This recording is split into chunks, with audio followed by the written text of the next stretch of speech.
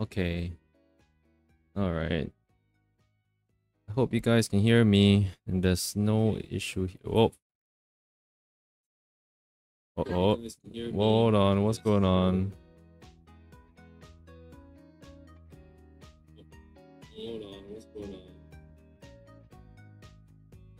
What the hell is going on?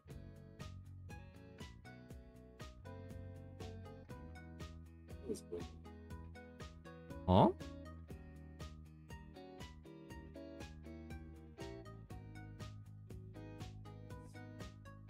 Um.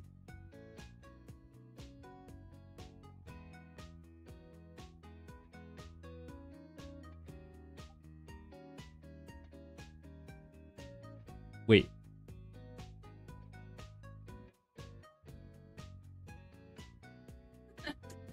That's how I'm hearing the music, and that's how I'm hearing myself. Okay, I was wondering like what? Oh, okay.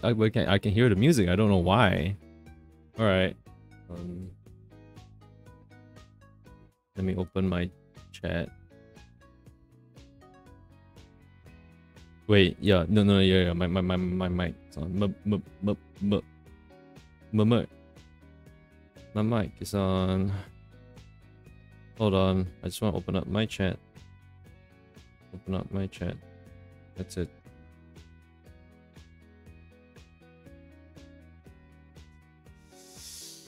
Chat only apply. And there we go. Oh, it's all weird over there. Okay, I wonder if, first of all,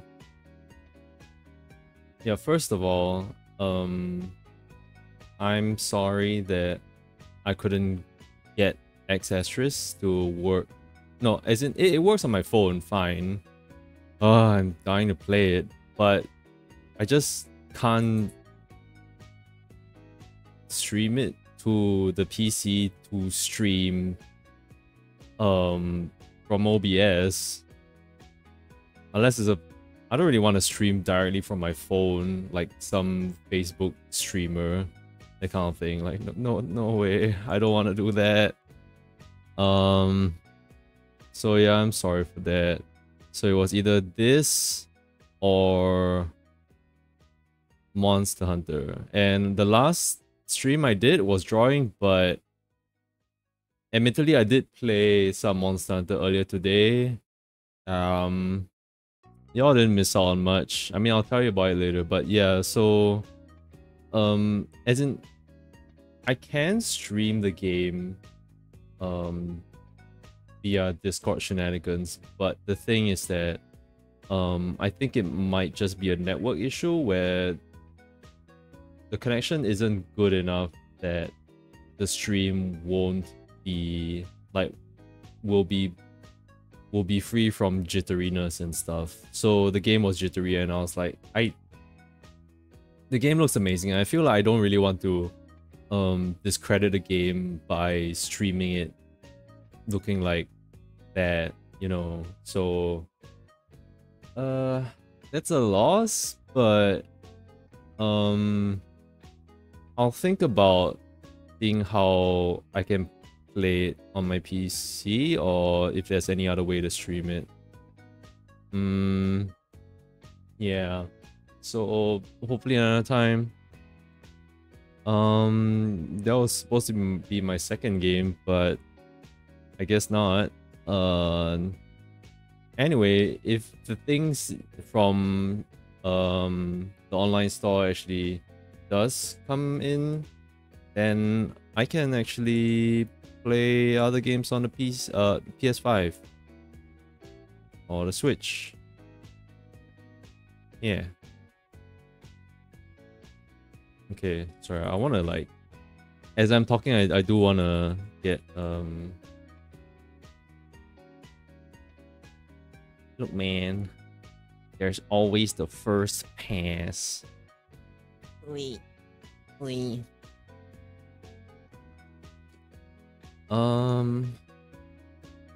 I do wanna get rid of the block-ins. Opacity this down. Shit. Lineup pass. I mean, okay, I can do the block-ins, but I just wanna fade it in a little less.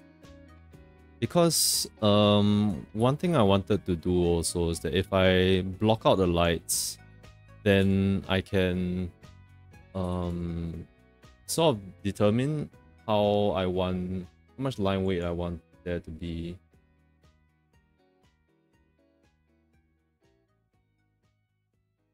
So alright. Now we're gaming on CSP. Alright. I also kind of don't like the lining process in a way. Because I feel like the sketch part is always the best part. The messy stuff is what I like.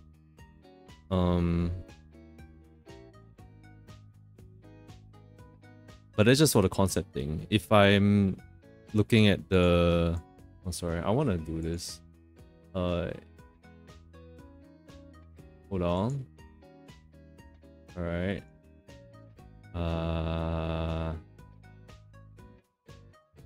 Look at... I can't see my own tuber on the... I can't see Michi on the screen from OBS, so I'm just gonna have to reference here from here like this. It's gonna look extremely weird that there's two... not two. 3 Michis on the screen. Can you believe it? Yeah. Alright.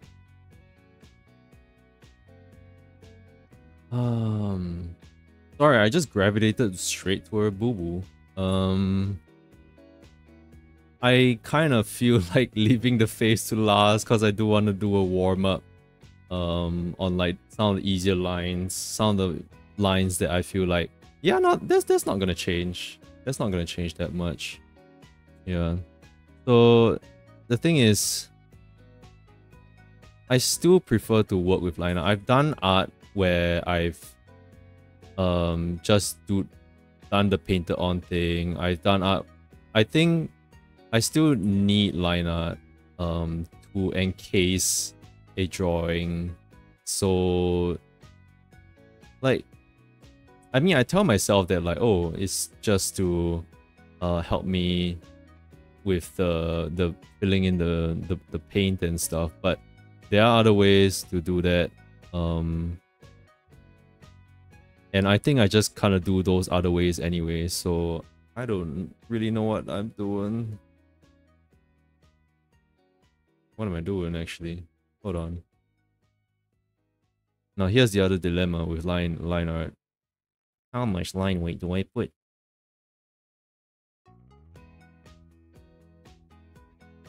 Okay. I'm sorry, I did not warm up after this, before this. I cooled down by bathing because I was sweating.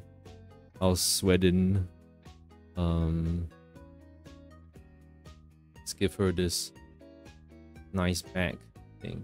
Okay, there's a lot of light here, so I'll keep the line art thinner there. This will be thicker. So all the way at the back.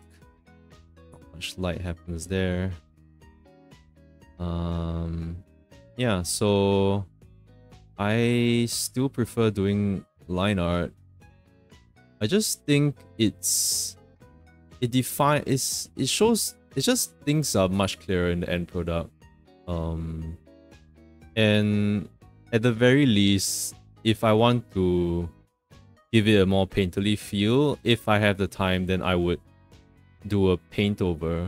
I think that's pretty normal nowadays. I think I learned that from somewhere as well. I used to I forgot the artist's name, Kieran Lafferty or something. He used to do some splash art for League of Legends. Back then when League of Legends was popping off. Honestly, like compared to how League of Legends is now, I think I was there before it was popping off like now. back then when it was during the beginning, with like the first ever Diana splash art, that was when I was really interested in League of Legends. And you know what?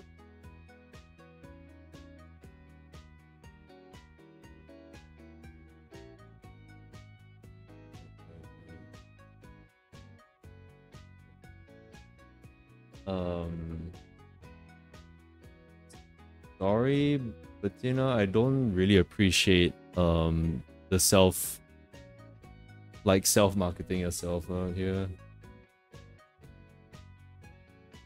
Yeah, I mean, if you read the Twitch rules, it's right there where it says like, don't market yourself on other people's channels. That's really not a good look. Don't be that desperate. There's other ways to do it. You can just go through the Twitch creator camp and stuff, and they'll give you advice on how to give your reach up and stuff. This is not the way to do it. Do you really want to be known for that, really? Yeah. Anyway, yeah, so League of Legends was like my first inspiration that I wanted to follow, you know. So I followed tutorials of like this one artist who worked on the Diana very first splash art. The original, not any of the costumes and stuff. I have no idea what's going on in the back here, but I'll try.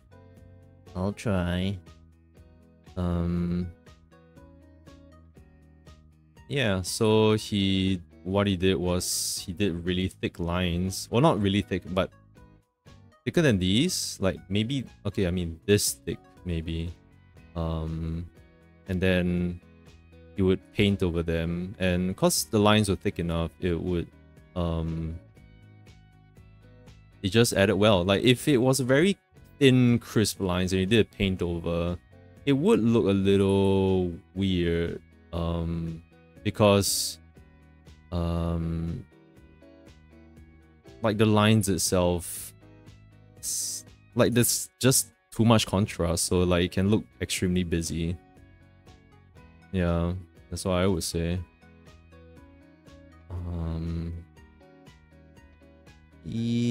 I think like after drawing a little bit, I'm gonna have to zoom out and see like, okay, so is this line weight the one I like, is this enough thickness and stuff? Because sometimes I mean, as recent as like, you know, my previous work in progress, I think like I hyper fixate on drawing with just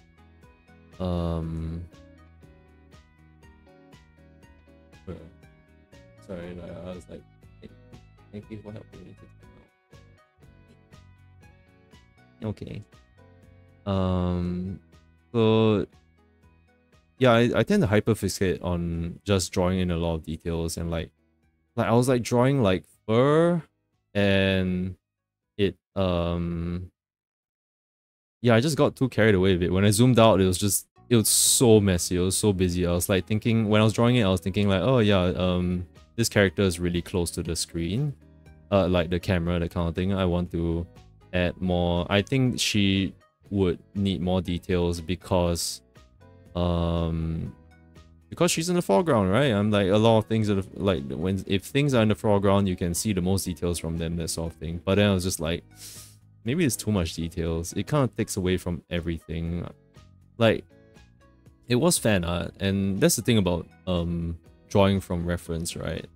Well, I mean, say if you're drawing fan art from reference or a character or commission work or that kind of thing, I think being able to simplify a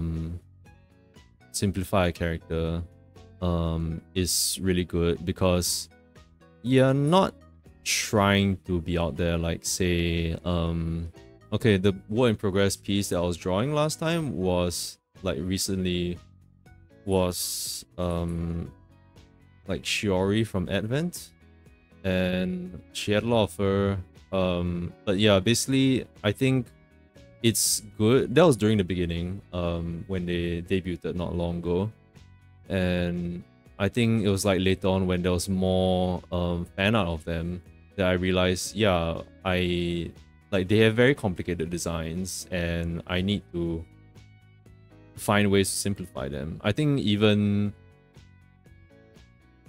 Fuwamoko is the easiest design.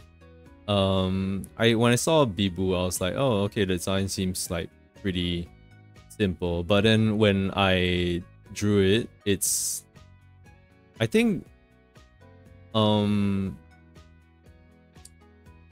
how to say, like, I think Bibu's design has very intricate details, you know, like her jewelry, if you care about it, can't be, it's very easy to screw up the shape of them, of like all her jewelry, all those gold arches and stuff. It's like, it feels like there's a mythical golden spiral thing going on there, and I'm like, I have no idea what's going on. I'm like trying to do it and like it will look off, especially when you're doing it from different angles and such. Yeah, so I think being able to simplify it is really good. There was one FF14 artist that I think we both know, but that like how they simplified certain things. I can't remember. I don't remember if you know the one who draws a lot of like those FF14 postcards, and like it shows like the background that there's like some of their OC or like a random war of light with a character, and they're like, it's very cartoonish, that kind of thing. Oh, okay, I can't remember, I'm sorry. Yeah, but I remember what, 2 years ago or something, they actually had a thread where people are asking, where like they were answering, they were saying that like people were asking her like, oh, how do you actually draw like this? And so she basically had a thread to say like, oh, this is how I do it, this is my thought process when drawing, like from all these references, all these backgrounds. Like she simplified them, and when you look at them, it's like, yeah, that's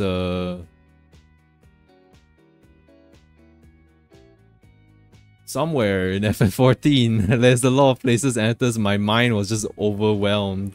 I was like, Labyrinthos? I guess. Yeah.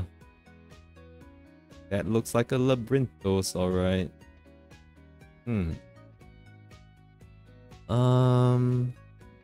Yeah. So that's that drawing. Deviating from drawing. So if I can't play Ancestris,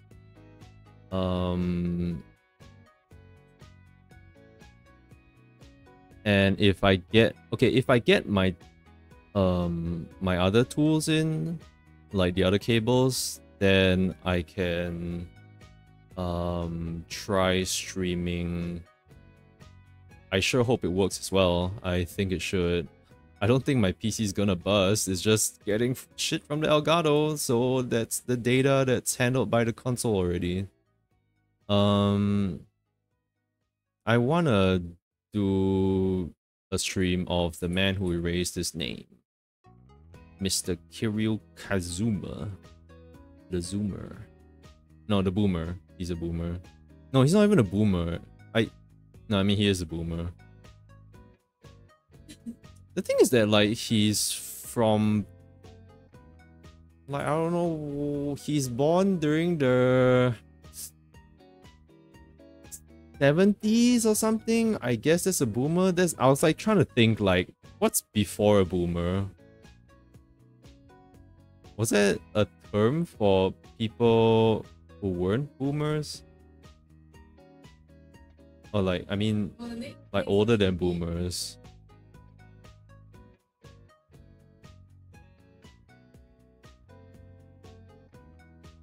Ancients?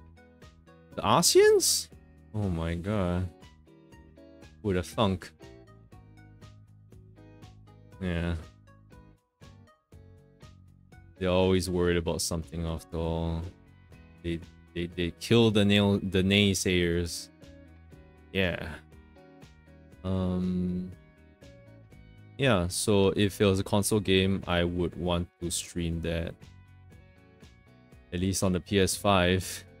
We're talking about the Switch. There is a bunch of games that I want to play, like 13 Sentinels, and even motherfucking Katamari Damacy, because I haven't played that before. I've been holding off.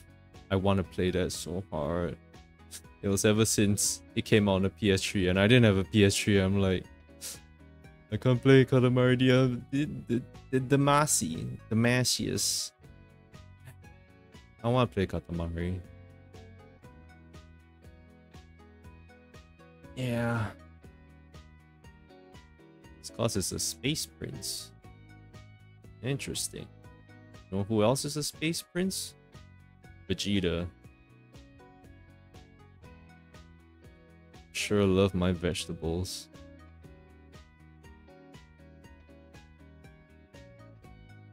Vegeta. Give me a reading on his power levels. It's over 9,000! What? 9,000? Peak. Voice acting. I wouldn't say I never watched Dragon Ball Z. It's definitely appeared up on TV from where I lived, but I didn't watch it religiously. And I'm not gonna watch now either. I don't think it's a yeah, if I were to the kids show that I'm watching now is Kamen Rider. Sometimes I kind of wonder if like Kamen Rider is a kids show. I sometimes feel it's like maybe it's a teenage show, but in the end it is pretty teenage. It's just kind of wild when like we watched the first Kamen Rider Ghost and like literal kids were thrown.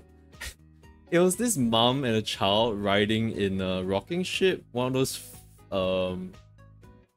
like theme park rides, the Viking ship, you know, the one that rocks like back and forth, and like this monster would like grab it and then just rip it out from the ground and throw it in the air and it explodes with the mother and child on it. I'm like, holy shit! Like that happened within 1 minute of the show. That was wild. That was. I can't remember if that was the first. I think that was the first Kamen Rider I watched. Besides Gaim that I watched. Like way back. It was like, oh, you know what? I'm doing an OC on like that's inspired by Kamen Rider. I should watch Kamen Rider episode and see how it's like. And that happens. I was like, what the fuck? It's so unreal. I'm like, I what? So I have no idea how the.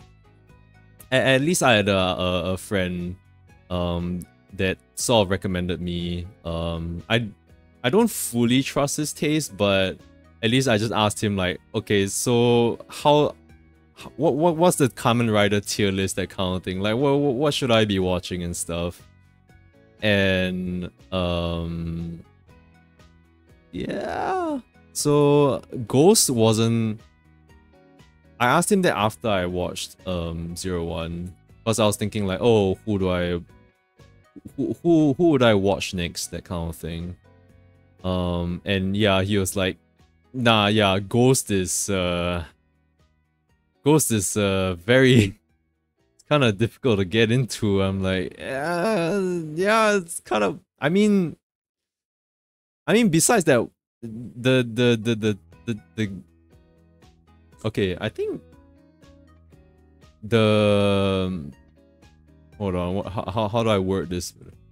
The infant destruction in Kamen Rider was wild and questionably hype.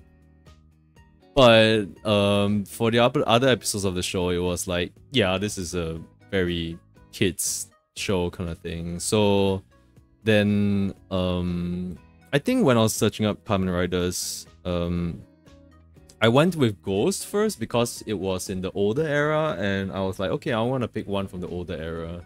And I think I kind of, as cheesy as it is, I did kind of like, you know, as a someone who gets into Kamen Rider, you listen to the belt sounds, and I was like, yo, Ghost belt sound is kind of popping off. And then when I was watching it with my wife, she was like, that belt sounds kind of lame. And I was like, oh, yeah, I guess you're right. Yeah, it's kind of lame. Go, so go. No. It's the one that is floating children. I'm sorry. Infant destruction. On the TV that one time. There was like one or two episodes. Were you not there? I don't know then. And remember? Oh no, that was not 01. Yeah. 01 was not that. 01's first episode was in a theme park, but no one was harmed, at least on screen. Like, there were no deaths. There might have been minor injuries, serious injuries off screen, but there were no spirits being released from their bodies that day. Yep. Yeah, 01 was good. It's actually the design that I liked a lot, and I ended up basing quite some of Michi's design of sorry, wait, what was it? That wasn't the sentence wasn't formed well. Kamen Rider 01 was what inspired some of the design aspects of Michi's suit. It's just a very sleek, very simple design of a suit that just gets the image across, you know.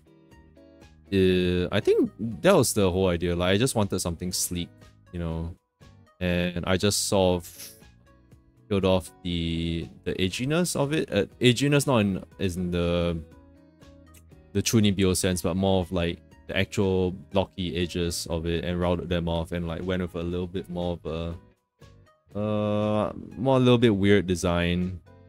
Okay, hold on, I need to zoom out. I think this line weight is... I definitely like what's going on here.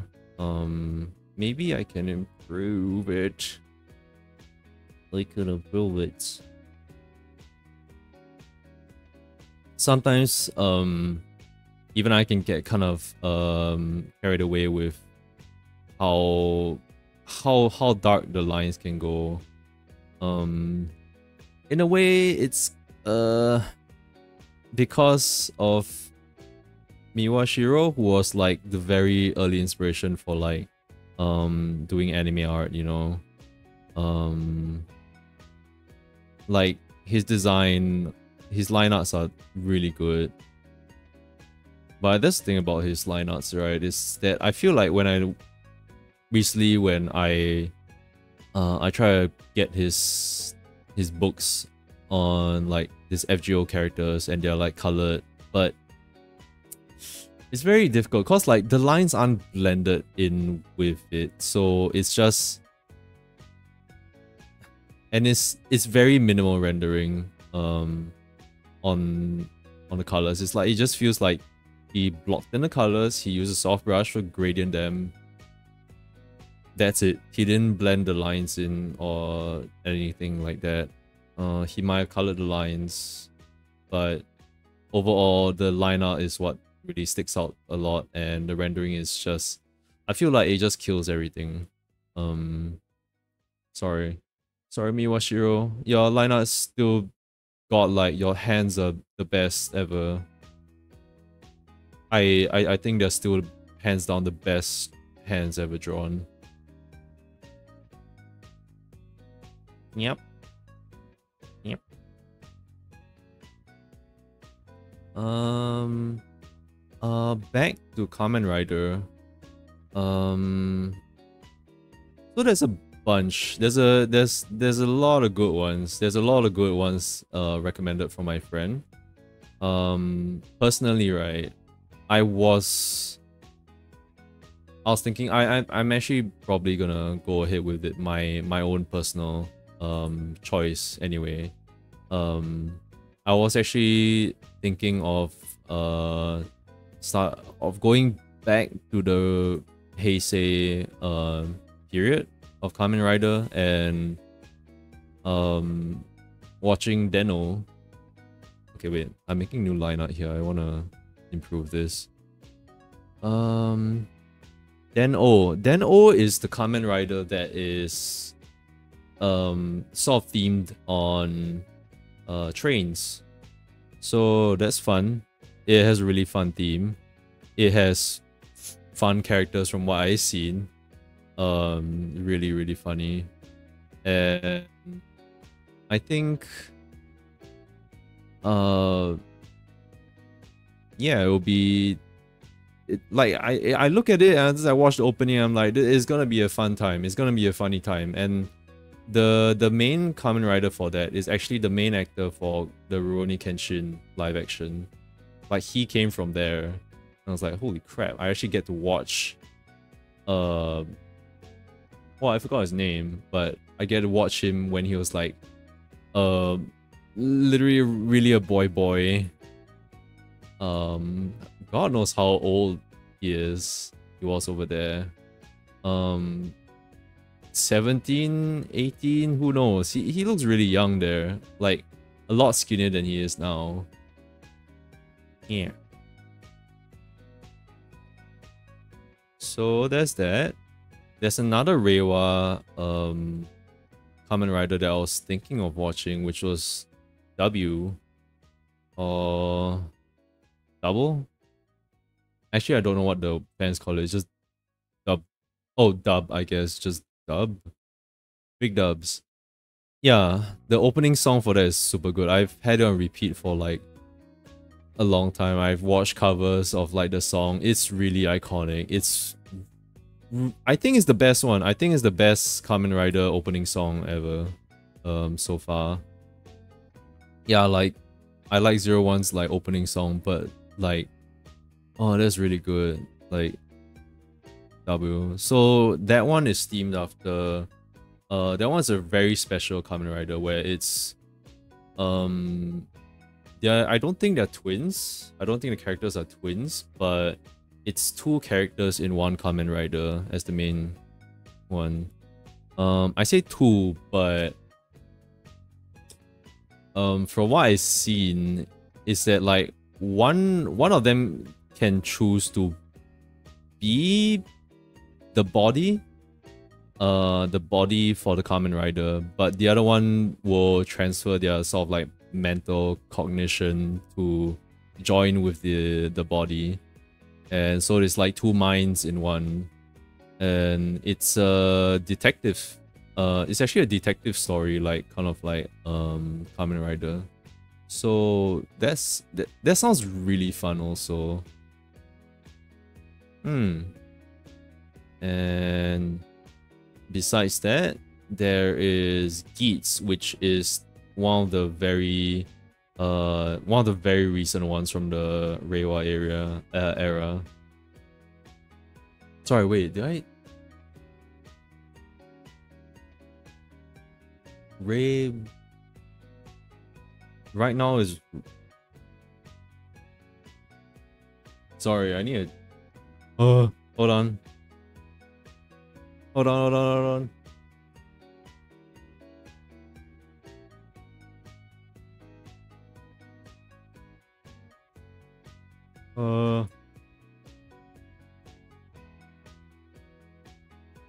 Alright, okay, yeah, okay, I'm sorry. Heisei generation riders are the older ones. The Reiwa is the current era right now in Japan. And so W and Deno are Heisei, yes. And Reiwas, the Reiwa Kamen Riders are double O. And I was interested in another Reiwa Kamen Rider, which is Geats. Yeah, Geats. That one, I think I don't remember if I heard her songs in the past, but she's a very familiar name. Like, it rings a bell, and like the opening was sung by like Koda Kumi, and I'm like, wait, that isn't she from like way back? And I was like, went to research, and I'm like, yeah, she was like extremely, like in the 2000s. I think she was like booming in the 2000s. Like that, like she's like what, Japan's Beyonce, that kind of thing. I was like, damn, they got her to do an opening. Sheesh. So Geats is another one, because I think the concept of it, like, I think I wasn't too fond of the rider's design, but I think after a while it started to grow on me. Like, it's really cool from like all the GIFs that I've seen, all the tokusatsu GIFs that I've seen of Geats. And so I went to look up at the setting, and I think that's what I would watch it for. And like, it's a battle royale kind of Kamen Rider. But my friend did say that the story does go kind of, it does suffer like in the later part as well. Like, he says his stance is that like all the Reiwa era Kamen Rider so far has been like lacking. Yep. And I don't know, I actually enjoyed 01 a lot. Yep.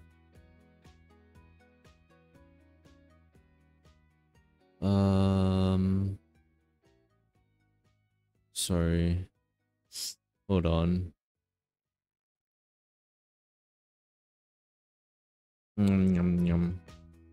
Yum yum yum. I can actually lower the line weight here. I can increase the line weight here. Although it is supposed to fade in. Oh, okay. Yeah, I can do that. Don't do it too much. Don't do it like the belly button. Don't do it. Don't do the belly button. All right. And I'll thin this part out. 01 was extremely good in the start. I think the first episode was really iconic. It's still in my mind. It's so good. Ugh. Ugh. The end, not the ending, but more of like in the later half, it gets really, they did a retcon. They did a retcon, and it's kind of, it's really silly. But I think they made it slightly better. So it's like, yeah, alright. And like, I think my friend didn't like a lot of it because he just feels like he doesn't like it when like, oh, stories go very idealistic and stuff. But the thing is that like, for me, I'm not too bothered by it if, I mean, okay, honestly, I have no idea what the conditions are for like to not be bothered by it. I feel like a lot of stories, I'm not bothered by quite a lot of things. Like, I could still play through FF16 even though its story is very questionable. Yeah, like I can still turn off my mind and like enjoy it as like a man's dream. Yeah. Man's dream to have his violent way with his brother. Yeah. He'll take him. That's right. Anyway, 01. That's the thing. I feel like I'm a bit scared after finishing 01 because I'm afraid if, like, you know, 01 is the very first Reiwa Kamen Rider. Like, it's the first Kamen Rider of the era. So I'm afraid if like is like if I go back to the Heisei era, like will I suffer from like like, you know, like, oh, this one really didn't get the budget or that kind of thing, or like any other Kamen Riders. I'm like, I feel like 01 was just done extremely well. I think like when I was watching it, it's very nice to like think about, like I think the same way as like when you're watching, like after knowing the tricks of the trade of like the art scene, right? When you watch movies and stuff, you kind of like, oh my god, it's so crazy how they managed to do that. But the thing is that like say when I watch Godzilla, right, I'm able to distance myself from it in a sense where like I'm not really too focused on like, oh, how did they do the CG on that fur on King Kong or that kind of thing, because that's not really the stuff I do. Is I do more 2D stuff. I've done 3D stuff, but not to that extent, and I don't really actively pursue that kind of art. So I'm sort of distanced from it, so I'm not really in awe of that. But when it's tokusatsu, even though it's not 2D as well, I think it's the fact that it's tokusatsu, that it's real life. Like when you think about their choreography and stuff, and like in those suits as well. And I look at those suits and like they look really hard, but then as you see them rolling around on the ground and stuff, and I was like thinking, like, wouldn't they have to do a paint job like constantly when they roll around on the gravel and stuff? And like that, they don't do it in one take. I'm pretty sure they have to do multiple takes. So like I find that really, it's like they're really dedicated to their craft, and it's really good. It's really admirable. And that's part of the joy of watching tokusatsu, you know. Sometimes it's just like the VFX and whatnot, the tokusatsu-ness is very laughable, and at least because it's in this setting of a kids show, I'm fine with it. I can laugh at them like trying to emulate them flying around and stuff. It's just that at least like in 01, it was done really well. If it was Ghost, I feel like that was really dated. I was just like, it kind of takes me out of it, you know. I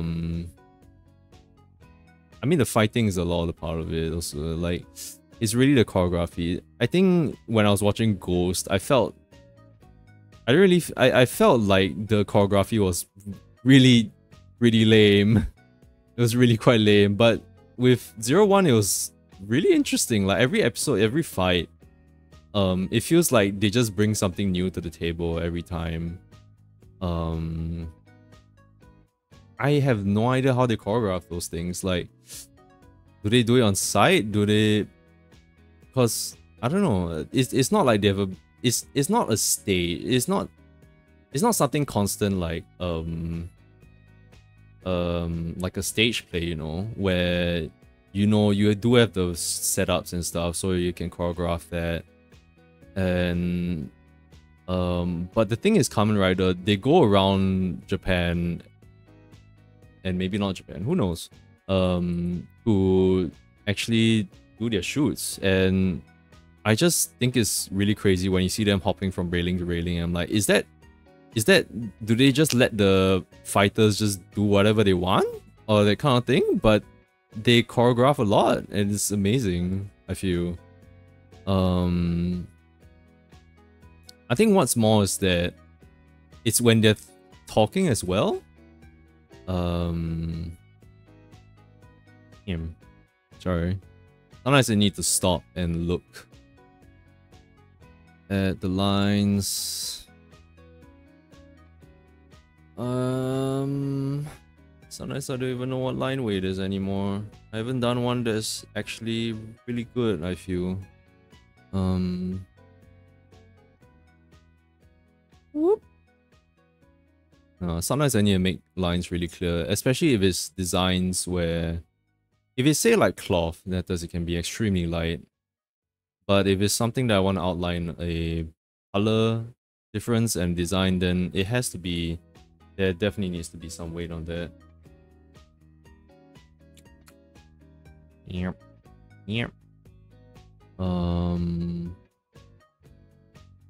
What was I saying? Choreography from Tokusatsu. Yes, I think there's an added complication to it where a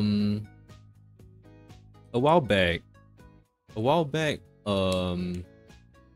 there was it was the Halo live action, and there was the big hoo-ha where they took off Master Chief's helmet for, I don't know if they just took off Master Chief's helmet for filming the live action.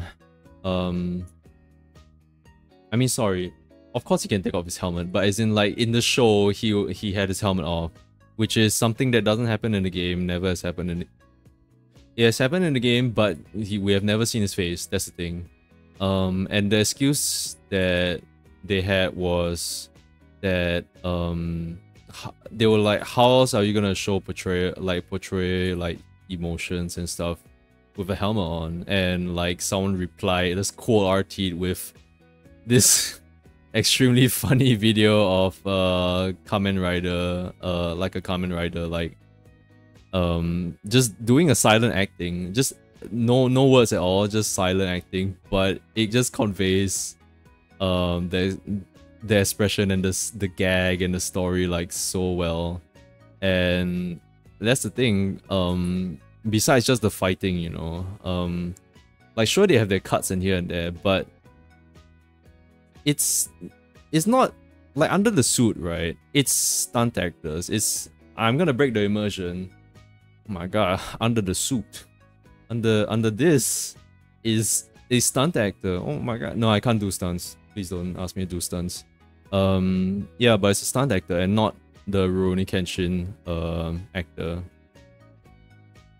who can actually do some of his own stunts. I think that's what he did in the Rurouni Kenshin film. That's also like, that was, anyone who can do that, it's extremely impressive to be able to act like physically. I mean, straining themselves physically in acting. You get what I mean. Yeah, I just find that so difficult. Like, so the tokusatsu people in the suits, they're doing the fighting as well as having to act without showing their face, and also who sort of lip sync in a way that like what the voice actors are saying, and like basically conveying the tone, the same tone and stuff. And like it just like, that's what creates the perfect immersion, right? When you see them like bobbing their helmets up and down, but like it's in the way where you can tell like, oh, they're angry or like they're desperate and stuff, or like they're hesitating, and all that just happens underneath the helmet, and like it's not the same actor. I don't believe it's the same actor underneath it. Otherwise they'd have to make 2 suits every time, and that's a lot. And that's kind of needless as well, especially cause see, that's the other thing. A lot of their shoots, majority of their shoots are outdoors, which is so difficult because you can't have an unlimited number of takes. Like being outdoors, you need the right conditions to get the same lighting you want, unless they have a really good person in the post-production team that can fix the lighting every time, I guess, if they do shoots on different days or like the light changes like really drastically from each take, each cut, that kind of thing. So the tokusatsu what do I say, medium, the tokusatsu medium and genre is, it's really interesting. And I think like thinking about like while you watch and you think about how they actually managed to do this kind of shit is it's so difficult. And it's a lot of kudos to them. Yeah. Bum bum bum.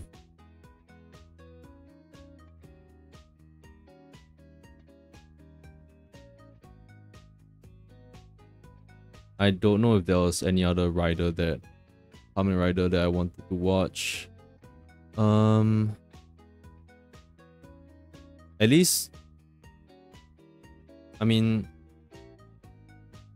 I want to watch them. They won't be gone. But I guess another one. I referenced I referenced a rider from Kamen Rider Drive. That's from the Heisei era. They were a side Kamen Rider. I don't even know what they were, but they were using a motorbike, and as in all riders use motorbikes, but like specifically for Drive, I think that rider uses a car, and so there was this other side rider that actually uses a motorbike, and his suit is sort of modeled after a motorbike. His tiny gadget key thing is a motorbike, a tiny motorbike as well. So I kind of like the colors of that suit. So that was what inspired this this color scheme for Michi.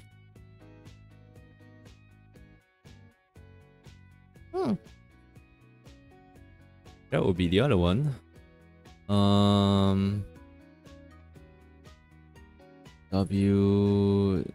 There was, my friend recommended me to watch Den-O as well, which is themed after Watch and Time. And boy, the opening also slaps. It does look good. But he does mention that it's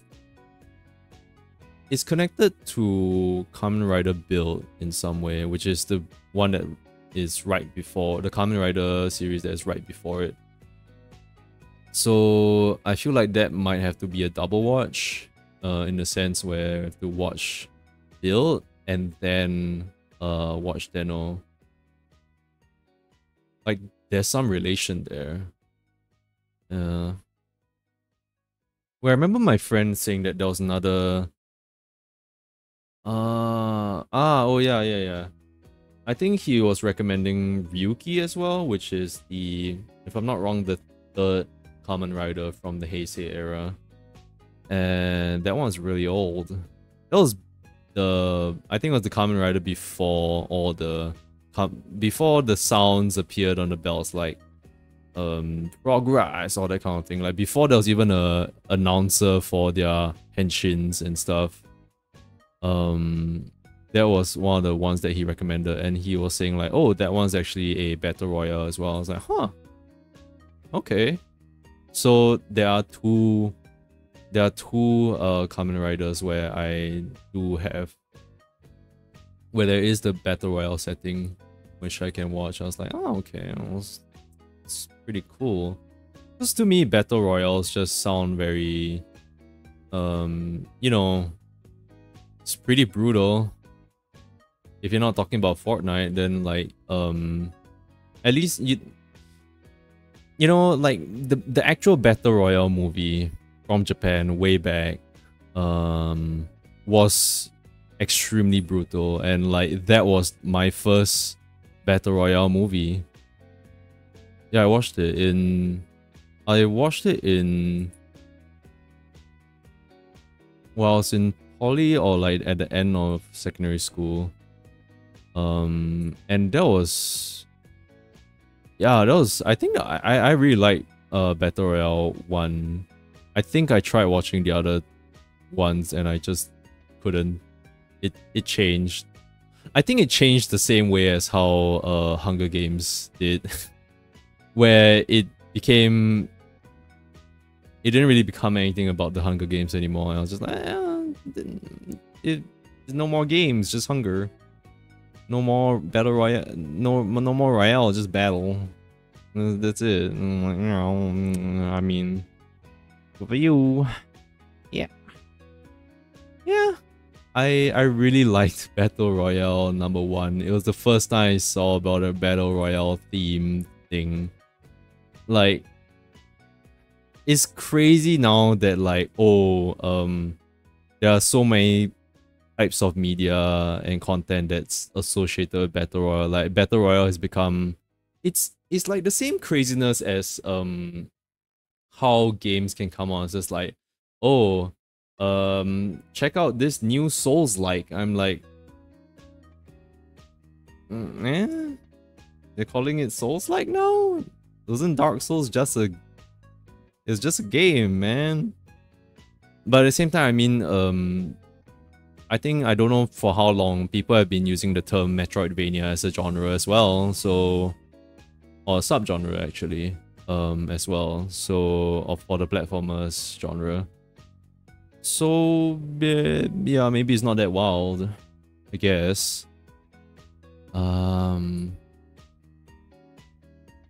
What was I talking about it before games? John? Oh, but Battle Royale. Yeah, I think it's kind of wild. Seeing what it has evolved to now.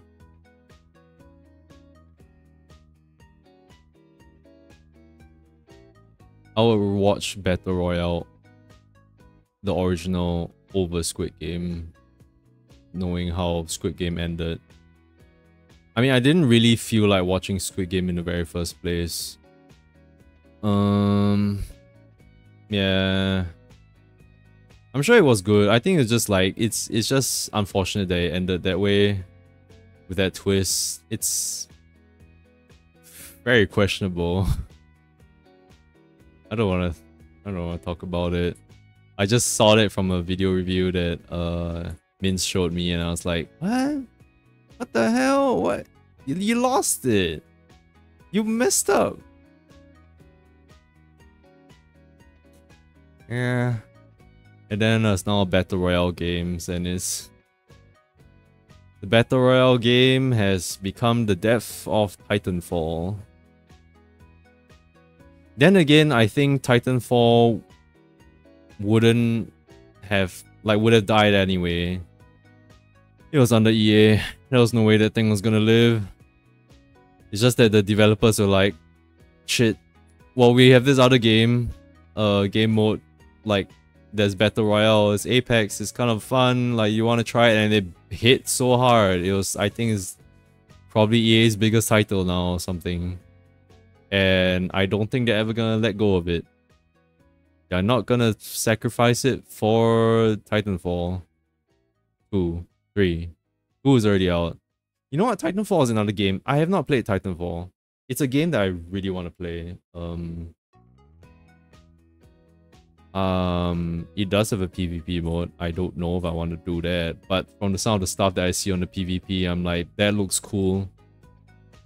I would rather play that PvP than Apex PvP. Apex PvP sounds so... It's not... It's like 50% of it is of that skill for Apex is like the shooty pew pews, but the other 50%, and 50% is a lot, right? Is down to the planning and survivability and luck. Um, it's crazy watching how Apex players play, and like you get the behind the scenes. You just watch the communication, and it's so crazy. Yeah, that can be said about every single pro gaming game like League of Legends as well. I was into pro League of Legends for a while. It was fun to watch. I wasn't following anyone in particular. I was like, oh my god, Faker, oh Cloud9, oh my god, it's the I forgot the other groups so called. Is Cloud9 still a thing? I have no clue. I have no clue. Who knows? I have to ask a friend about that. Yeah, I feel it's kind of nuts because pro gaming, right? It's so intricate. There's so many complexities to it, and like I'm really glad that it's sort of taken off and become more serious now, because yeah, mental prowess and stuff, it can be seen as athleticism as well. It's crazy because the way people talk about pro gaming is really, it's not different at all. It's not different from actual sports at all. I will say that like 100%, because I talked to a friend when I was doing reservice, and he was like talking about how he was playing tennis, and he was just going on and on about like the intricacies of like, oh, your hand has to be in this position if you put too much energy into it, all that kind of thing. And I feel like the way they talk about it is this bloody fucking same as how people talk about when they, like, their thought process when they're actually gaming as a pro, you know. It's the friggin' same. They are no different. And it's... I'm glad the world has realized that now. It's really wild thinking about how school has changed. Now I see every kid with a mobile phone and they're gaming. I mean, I see them, but like, I guess the ones that are actually doing sports aren't near me in my vicinity. Like, they're not on the bus because they're out there playing on the field and stuff. But yeah, I think it's just gaming is 100% more common as a hobby now than it was back then. Where back then, when the term nerd was popping off, yeah, gaming was just like gamers were just bullied so hard. And just like, hey, what you got there? A game, huh? What a nerd. Kick him with the ball. Kick him in the balls. Yeah.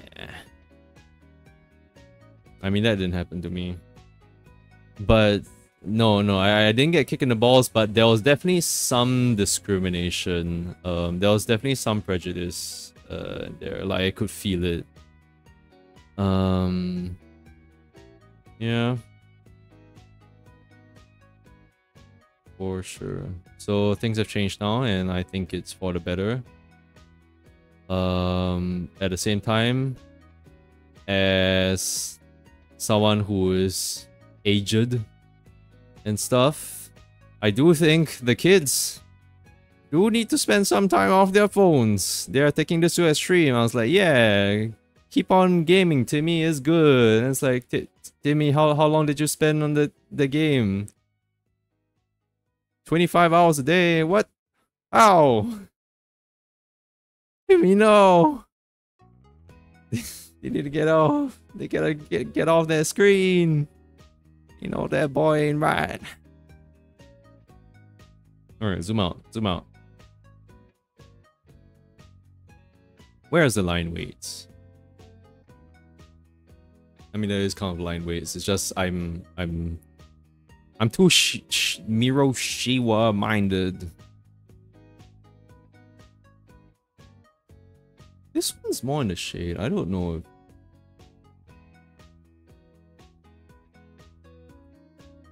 I'm kind of winging it, honestly. I don't know line weights properly. I don't know what the theory is. Besides, like, oh, I'm very basic line weights. So it's like, okay, if it's in the light, it'll be a thin line. If it's in the shadow, then it'll be a thick line. But I'm like, okay, so like, it's a thin line here.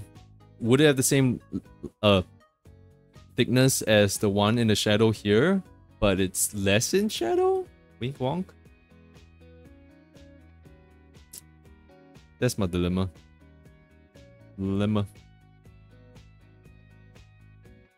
Yep.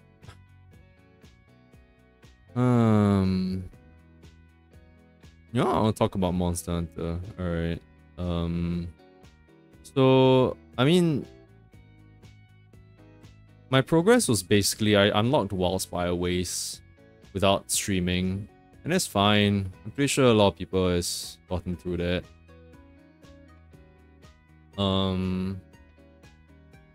Boy, the perspective on this belt looks like shit.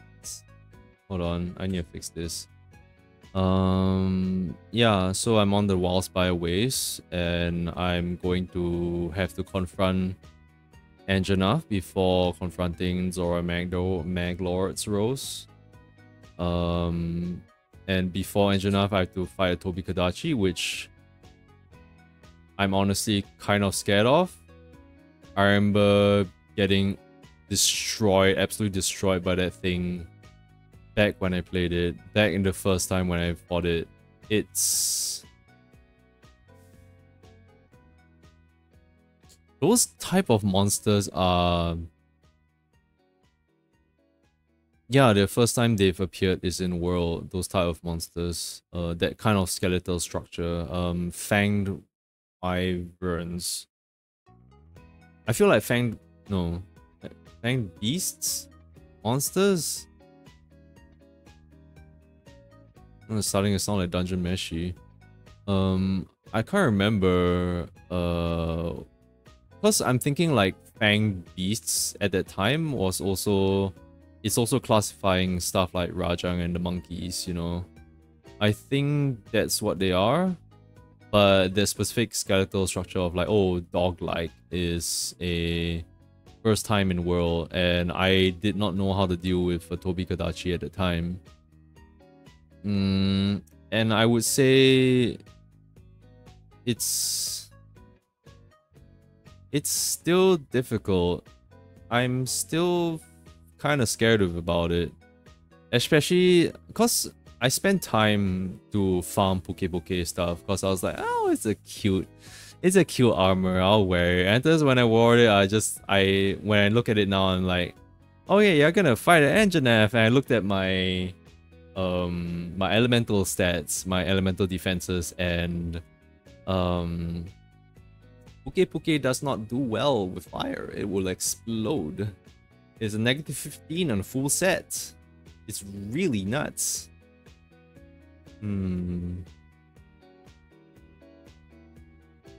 Actually, hold on. I wanna do some change with my my eye tracking right now. Hold on.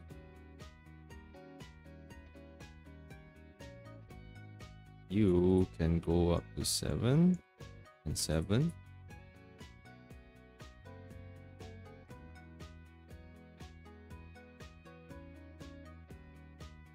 I think...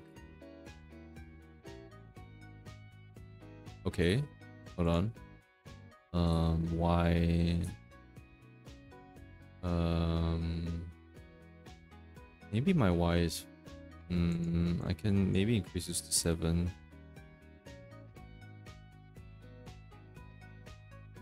Yeah, maybe. Okay.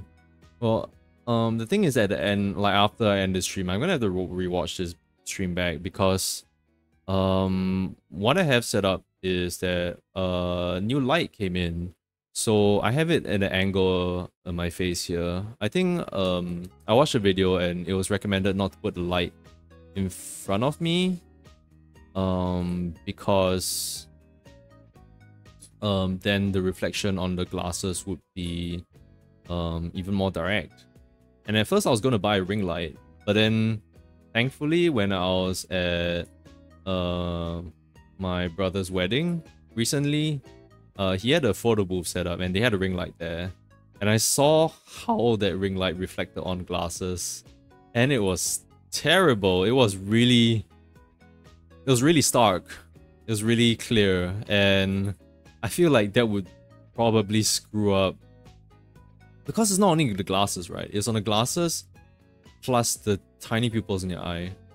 So I don't know if that would screw up the camera tracking or not.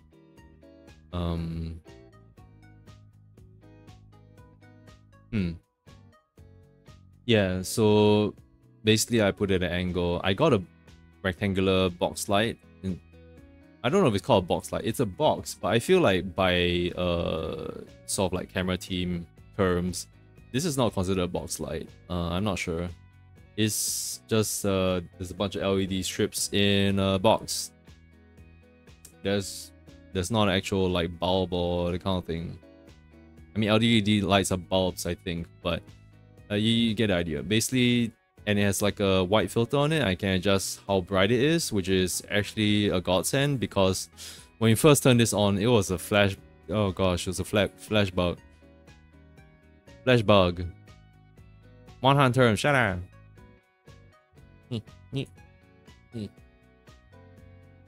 Sorry, I had the booty. Yeah, so I'm gonna have to see after the stream ends if this has better tracking compared to my other ones or not. I don't know if it will have any difference or not. I'm assuming it would, because before this, when I was looking through the camera, the webcam, it was very my face was very dark, and so I felt like that would have messed up the tracking and like seeing the details, and like maybe that's why my eyes and my mouth wasn't tracking very well. I'll say maybe it's not tracking very well right now, so I need to test it out more. Like my mouth forms aren't really accurate, but that's also because I did mess with the settings. Yeah.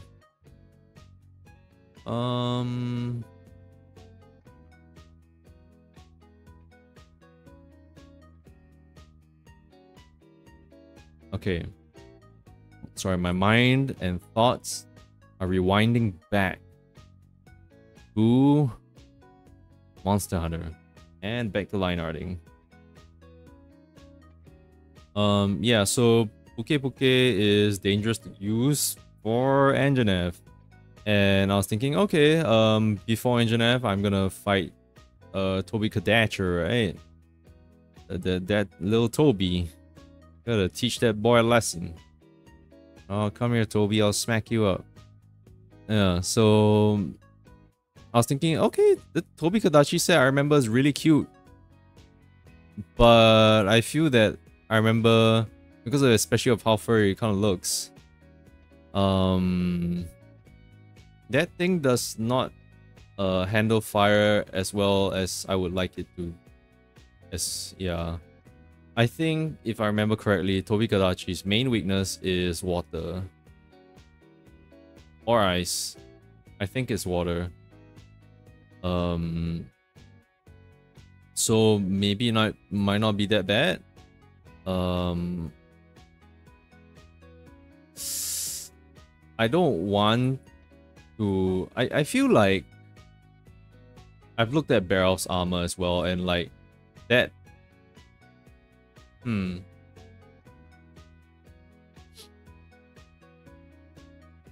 know what? Okay.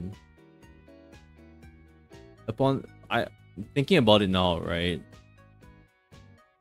Maybe I don't have to worry so much about the elements for Engineer, because I feel that I'm not gonna get hit with anything fire related with that dude. Andronef's attacks, he's more of a physical attacker. He doesn't do SP attacks. So I should switch in Incineroar and Intimidate him to get that 50% physical attack down. And that would increase my survivability, you know? And hit that up with a U-turn. I wish I did have Intimidate. Imagine going like Liars, like spread your arms and legs and go ah! Intimidate, and like Engineer was just like, what the hell are you doing? It would be confused. So I guess that Swagger increases attack stat as well. Yeah, so maybe I don't have to worry so much about the fire elemental damage. If I did have to worry about it, then I would fight a Rathian. And some people would be like, but Michi, why would you fight a Rathian before fighting Anjanath? It's a flying like dragon thingy, isn't that like harder? I'm like, I fought Rathians. I've probably killed like 500 Rathians in my lifetime. That girl is a pushover in every single game. And Monster Hunter knows it too. Everyone's stealing his eggs. Rathian's like, hey, big angry dragon. And I'm like, nah, I'll cook your eggs. I don't want to do egg quests. I don't want to do egg quests, man. I'll have to do it for the Muscular Chef at some point, I'm pretty sure. I'm pretty damn sure. It's for my gains. But yeah, Rathian is extremely... to me, Rathian is extremely easy compared to Anjanath. Anjanath... I feel like Anjanath covers a wider range. Rathian is very limited in its range. And it sounds really stupid considering how she shoots fireballs and stuff, but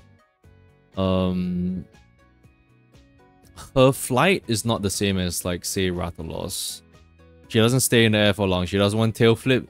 She's the beginner's hunt, like she's the beginner monster for like monster hunters, like people who are new to Monster Hunter. Like it's very easy to read like Rathian's moves. If she tilts her head back, look at her butt, she's gonna do a tail swipe. Roundhouse tail. If she's gonna do a step backwards for like a whole second, which is very long, honestly. She's gonna do a tail flip, and you just have to watch out whether she does one tail flip or not. You can greed in some hits on that tail that's like floating right there, right above the ground. It's so easy to hit. It's so easy to hit. Oh my god. That girl leaves so many openings for herself. It's so easy to read her. Yeah. There's some monsters that I just... Maybe I have to fight more Anjanaths and then I'll be very cocksure about it. Like going to the fight. It's just that sometimes Anjanath hits really, really hard. If you underestimate it, you can get absolutely owned. And that's what I'm afraid of.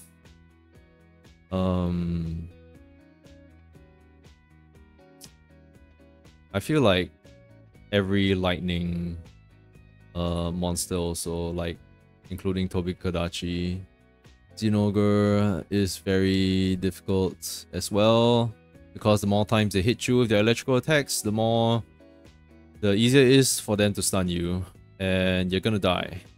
Yeah, dead. Ice monsters are...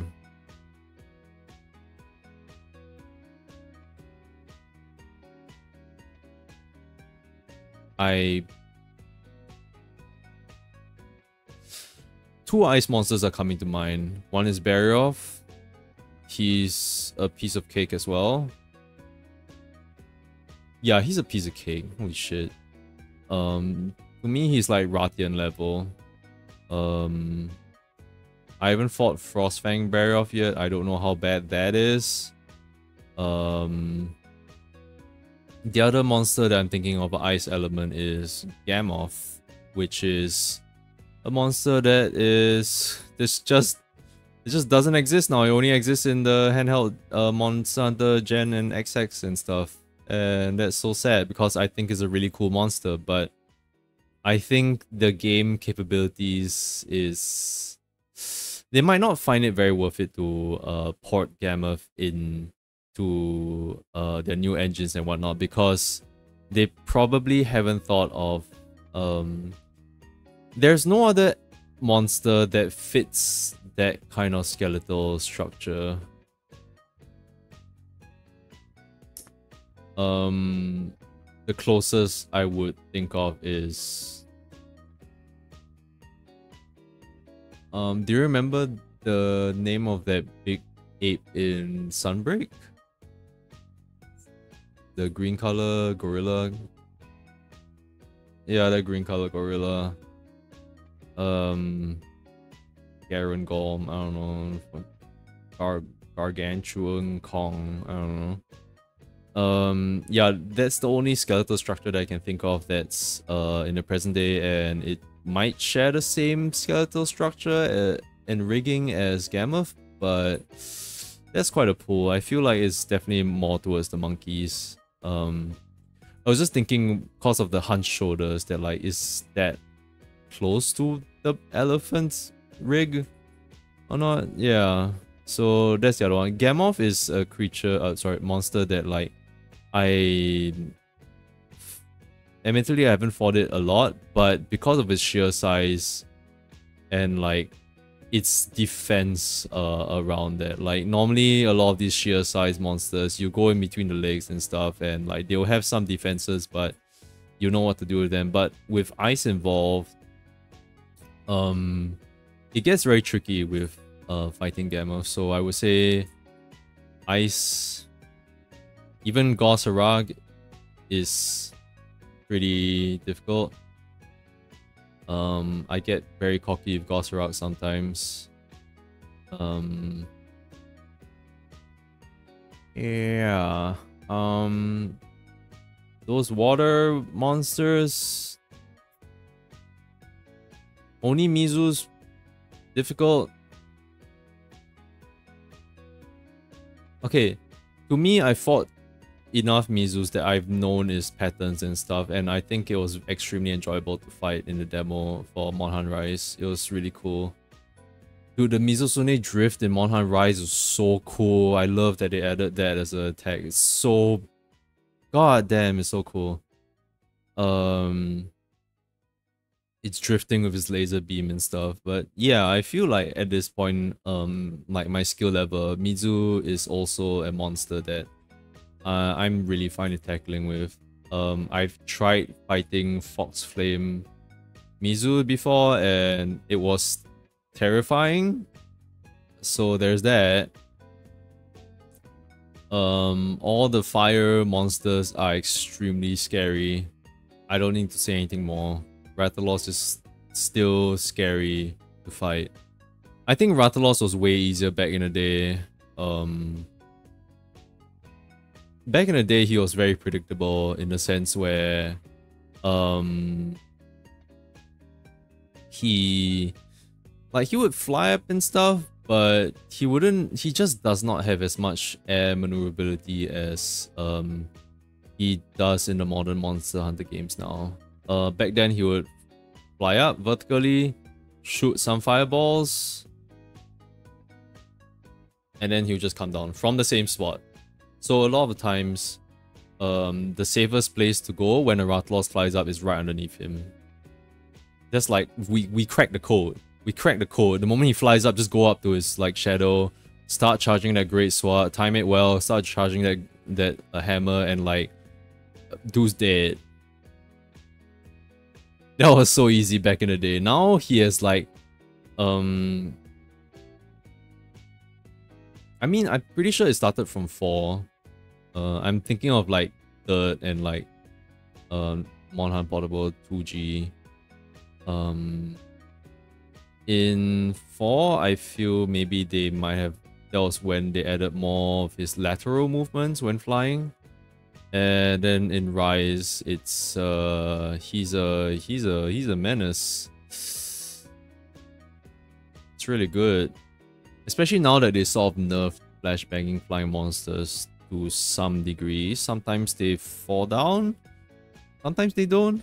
I'm unsure what dictates that, but now I feel like sometimes when they're flashbang, they will just continue flapping their wings. They won't come down. Yeah. Oh my god. Yeah, so it's just really fire monsters and lightning monsters that I am extremely afraid of. Estelos is so scary. Water monsters are shit. There are no grass type monsters.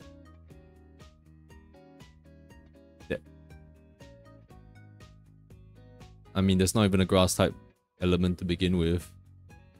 That we used to fight. Sandy monsters, however. I love sandy monsters. Diablos is one of my favorite monsters. But would I consider it as a sandy element? I feel like maybe, but it's not like it spits out sand or anything, right? Whoops.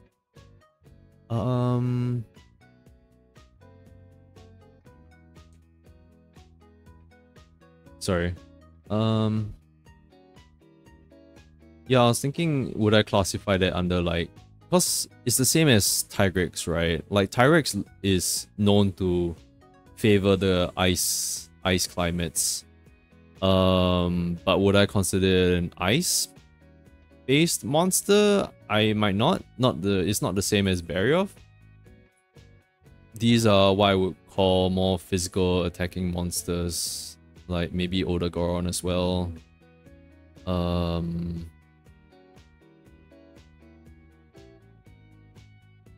Physical attacking monsters are the most... Oh, they're really scary.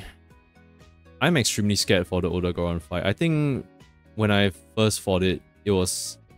Obikadachi was very scary already, and Odagoron is... Oh my god, that was so frightening. It's so scary. It's attacks so fast, and it does bleeding as well. It's so scary. But that armor set is the balls. It's so good. There was a henty of it. It was so good. It's like, I will rate it the same as Nagakuga. By the way, yeah, Nagakuga is also another raw power monster.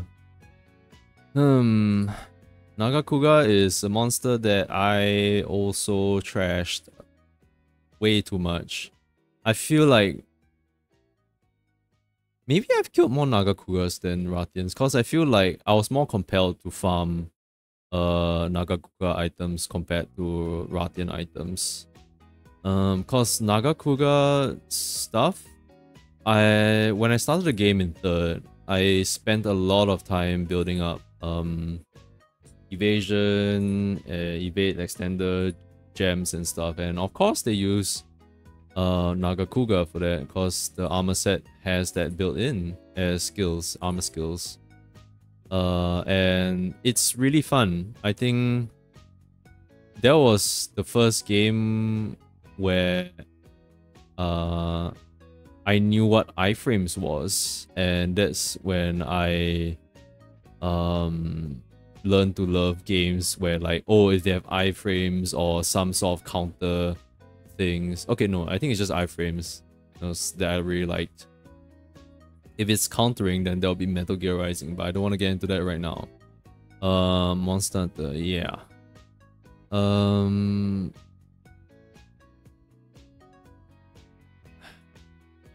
Raw attackers are very scary. The Elder Dragon from World is a raw attacker. I love it a lot. It's so good. It's so good. That fight is extremely interesting. I'm looking forward to it. Looking forward to that set too. It looks really cool. I'm starting to think. I'm starting to wonder if that...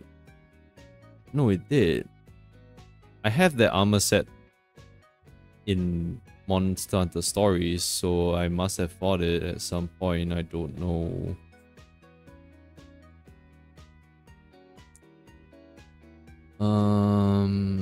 Yeah, Monster Hunter Stories is getting a remaster, the original one. Added new animated 3D models and voices, I think.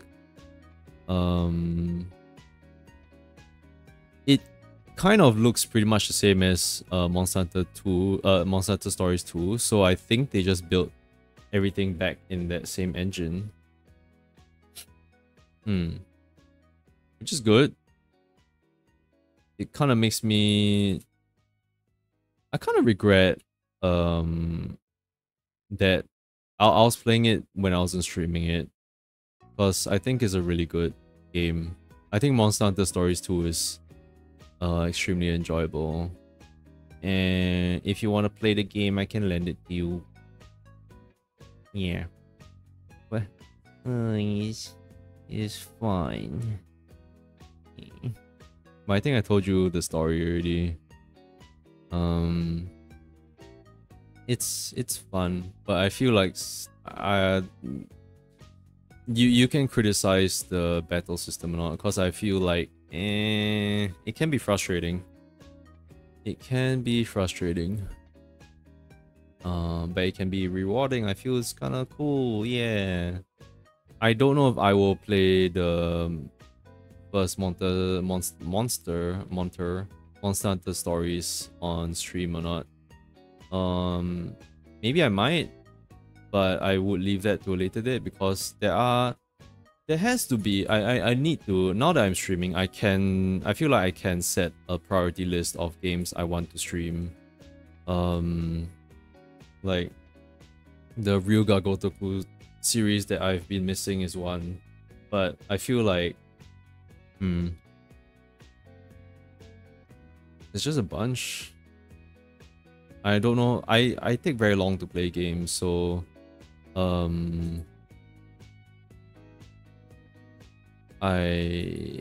yeah, it's worrying.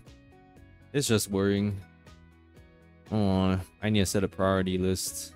Okay, hold on. This is a very dark part. It do not see the light. In fact, I'm almost thinking whether I should make it. I'll think about it. I don't have to make it totally black now in the line art. I can always do that in the coloring stage.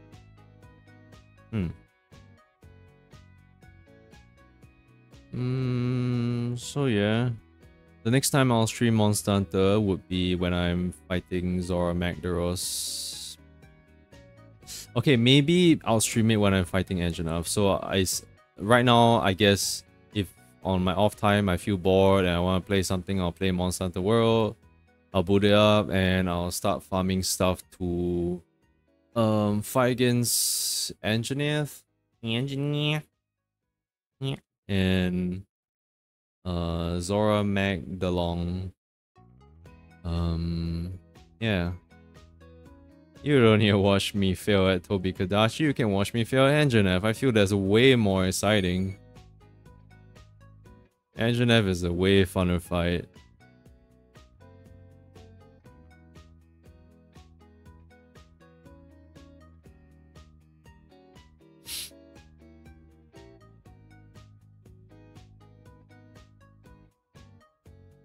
There's the Pokemon DLCs too, I haven't played that. Yeah, I'll play it eventually. Who knows? Eventually. Next year. when I'm hyping up for Pokemon Zawaldo. Yes, right, I'm a fake fan. I only love Bidoof. No, nothing else. Everything's trash. Including you, amigo. Wow. You can take it. Shove it up your ass.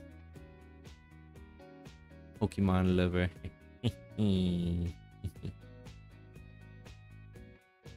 No, I'm kidding, I'm kidding. I love Pokemon. Yeah, I do. You can call me that because I'm not as serious a Pokemon fan as you are. You fucking nerd. Yeah, she's a elite 5. The 5th elite member that they never tell you about. Yeah, the champion. Every single game. You have the champion badge in every single game?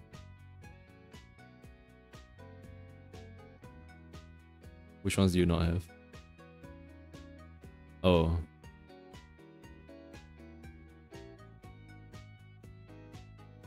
Didn't you play the remake though? So that counts? No. It counts. Doesn't count because they made it easier. I guess you'll die then. Why? Just say you got it. It's the same bloody PNG.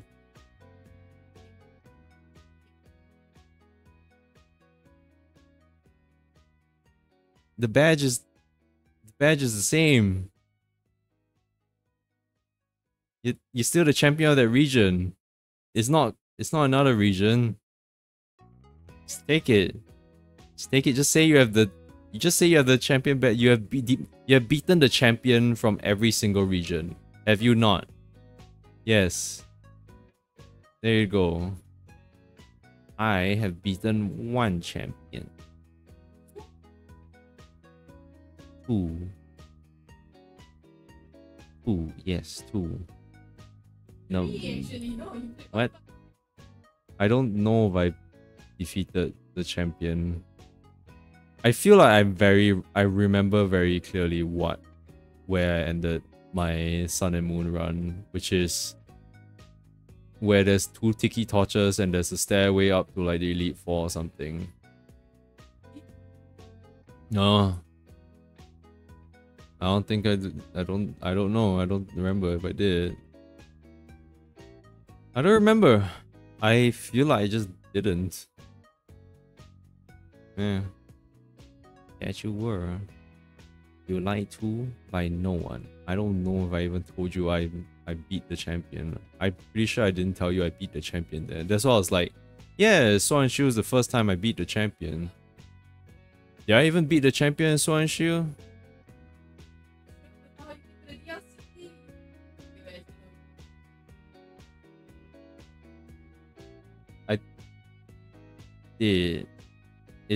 I did beat him. I didn't beat him a second time in the battle tower or something like that. I did not do a battle tower. Sorry, I need to hydrate.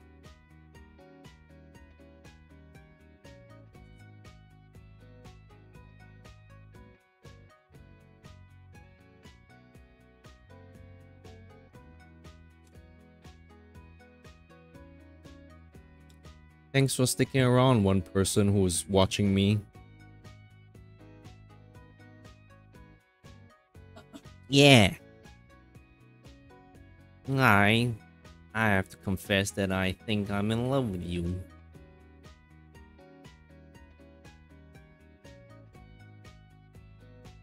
Hmm.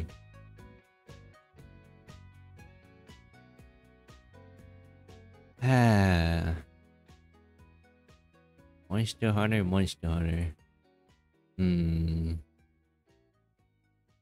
Oh boy. Do I have anything to say about Michi? Nothing really that comes to mind.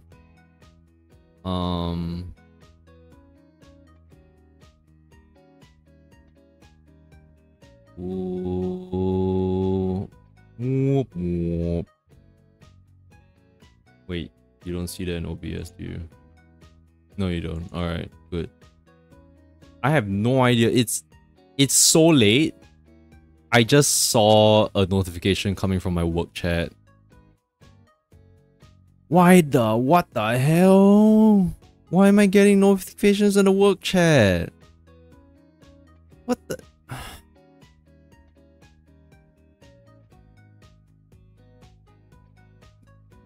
Sorry, I'm burping. But yeah, whatever. It doesn't concern me at all.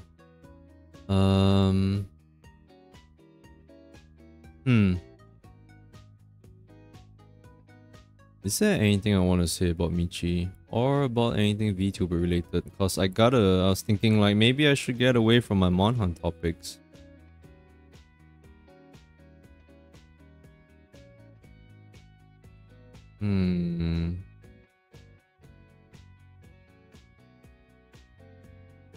I like monsters. Monsters are cool. I like to catch them. I like to hunt them. But I've never eaten them. I've never eaten them. But I am reading a manga that is about eating them. I don't know if I want to talk about that now. Maybe we should have a stream that we like literally like just freaking podcast like yeah, we just podcast. We just set up like the VTube like server thing so we can stream together and we just talk about that. I'm like holding off stuff from talking to you. I'm at chapter 66. The devil's number. The demon's number, if you will. Who? I don't know. I don't know if that's a demon or not.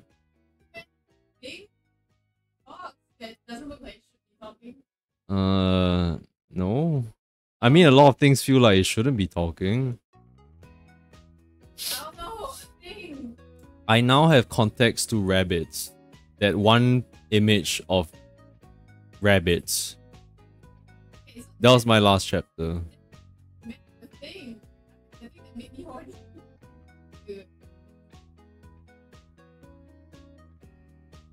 Okay. Save that. You save that shit for our podcast, alright? Yeah, after I finish. Cause if we're gonna talk about it and you slip the fuck up, then I'm fucked. There goes my experience. It's so dangerous if that happens. That's why I'm like refraining from talking to you about anything. It sounds like such a chill chuck thing to say. Yeah, I'm married, so what? Oh shit, spoilers.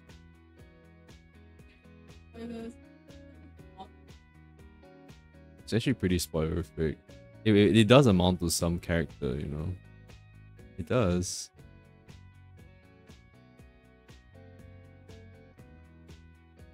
I know, you know, but the thing is that if they had that knowledge, right, they would go in with this thought and like, oh, he acts this way because this is what I know about him.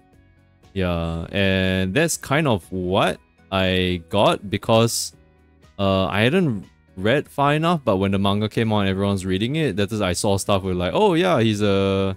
Because I think before that I knew that he was older than we thought he was. But then more stuff was revealed, like spoiled. That was revealed that just like people like put out images and stuff of yeah, stuff, and I was like, oh, I mean, I think that's cool, but I guess like when I went in with that, it didn't really affect me too much. It was more, but I was at the same time I was thinking like, okay, so like throughout, like I was like thinking like, okay, so when is he gonna say? When are they gonna find out? When is he gonna say? He hasn't actually said it like yet, right? That kind of thing. I'm like. And but the thing that to me is that like it's surprising when I saw when it's mentioned that it was used in that way, that kind of thing. If it's used in it, okay, Yeah, yeah. And so we shall stop. So I've not eaten a monster. I have not fucked the monster. In fact, I could if I play this visual novel that I have sitting in my Steam library. That's pretty funny. I think I can't remember what's the name of it, but yeah, it's basically like a visual novel thing, and yeah, going on yeah, like sort of having a date with Cthulhu gender band, if Cthulhu even has a gender, a female Cthulhu, if you will. And I think I saw, the thing is that I watched a VTuber play it, and I was like, oh shit, this is actually really good. I want to try it out for myself, so I stopped. So maybe there'll be a stream like way later on or something. Who knows? And I would that would be that part fulfilled, but I would have never eaten a monster. Nope.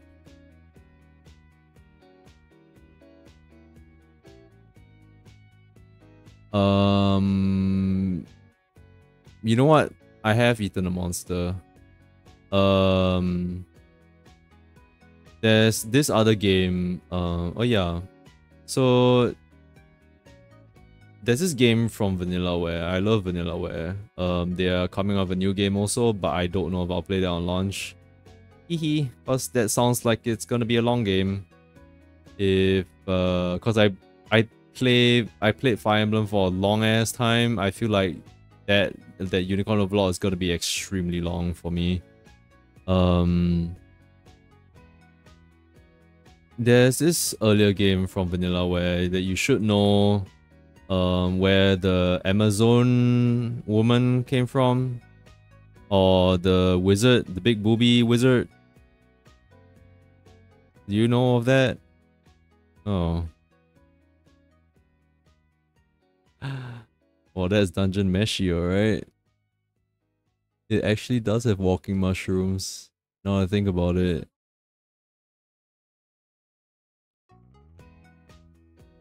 Yeah, but that one's like, it's very much like it really is, bro. Plus at the it's sort of like a, what do you call it? A beat 'em up. It's a beat 'em up game by Vanillaware. And so you enter dungeons and stuff, and like at some intervals, like say I think after you complete a level in the dungeon, by the way, hit Control S. Yeah, both me and you. Yeah. So at the end of each level, you would enter this screen where you have the spoils of your hunt and stuff, and some of the monsters are edible, I think. If I'm not wrong. I remember some eyeballs being in there. I might be wrong. It might have just been regular food. There was some regular food mixed in there. Yeah, so I guess that would be where like we'll say like, you know what, yeah, I've played a game where I've eaten a monster or so. Like, it was really fun. I think that was, the food art in that one was extremely good. I think the best. Well, no, I wouldn't say the best of the Vanillaware games, I think. But it was really good.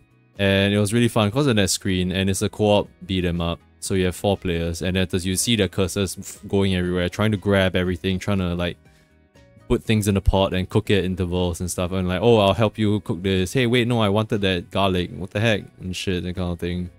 It's really fun, and it's like, on that screen there is a time limit. There's like, I think what, maybe 30 seconds to cook everything before you moved on.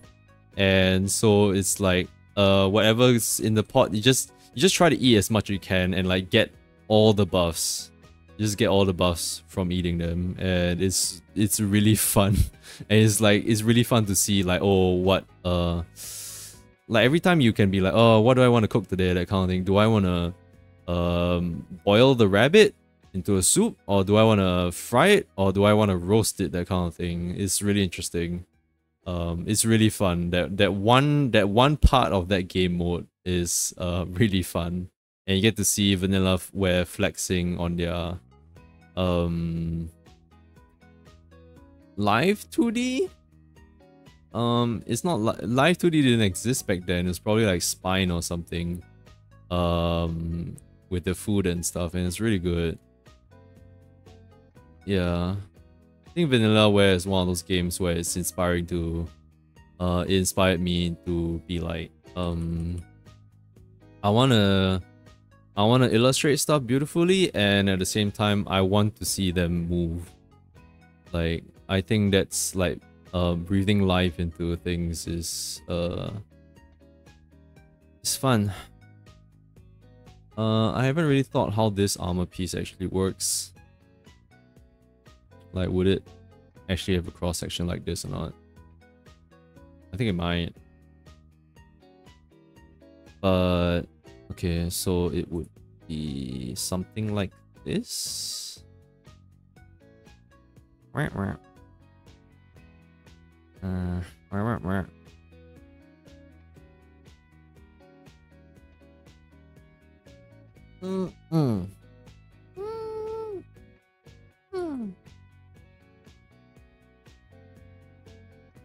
I don't know about that. This is the halfway mark.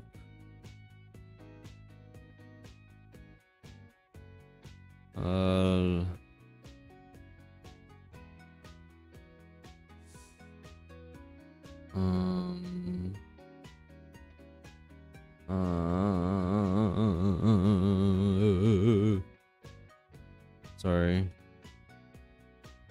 That's how. You gotta get used to that. That's how artists sound when they are drawing. Thoughts are going through their mind at a rapid pace. They go like. You can try to hear that on Min's stream when she draws. She draws it a lot. But you admit you make a noise.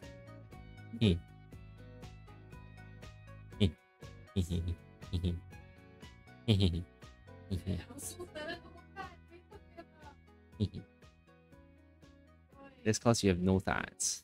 Empty. Yeah, what thoughts, huh? What thoughts, huh? Yeah? Yeah? I don't think she's talking about me though. No. That fuck was not directed towards me. Sigh. She calls me brother even. It's even nastier.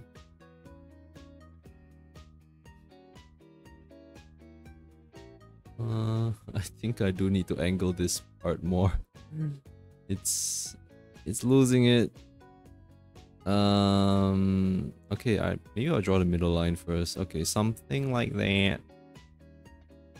And it's back to how it was. Alright. I think it's just this underline part that's going. The perspective is going off. It's going a little unhinged. Alright. Okay. I would say I can make the line here even thinner, because it's right directly in the light, I think. Hold on a minute. Would this arm cast a shadow here? It would. This part would be in shadow. This part would be in shadow. Yes. Yes. So embolden that edge. Embolden it.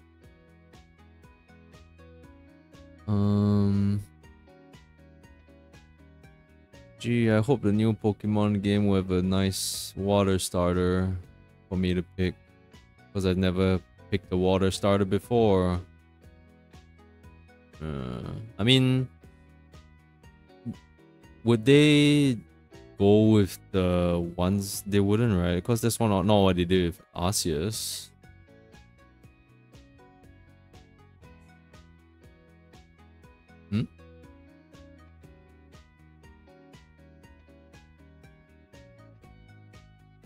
Oh no, yeah, no, not new. As in, like, I'm talking about, like, say Arceus, like, those were not its starters for, like, those weren't its starters in the game that it was sort of based in. You tell me. Yeah, no, I'm telling you, yeah, as in Rowlet was not a starter of Diamond and Pearl, so yeah. So I'm like, would they do that same thing with ZA or not? Cause yeah, cause they name it as a Legends title. Yeah.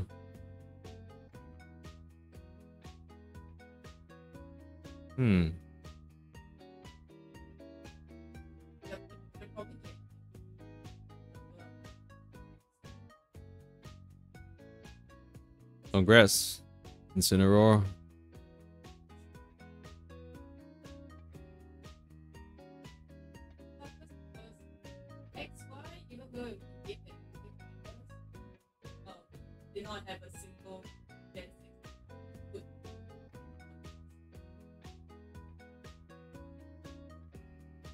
Wait, none from XY?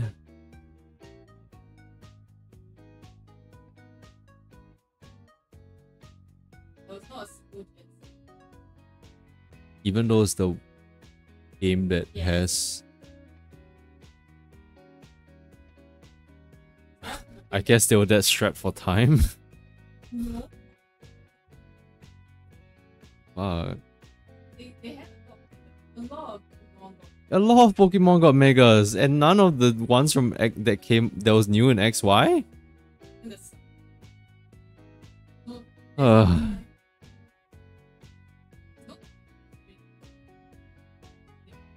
Yeah. But no one likes Burnett. Is that me? You know? Right. Like, who asked for that? Me. You know, only me. One person.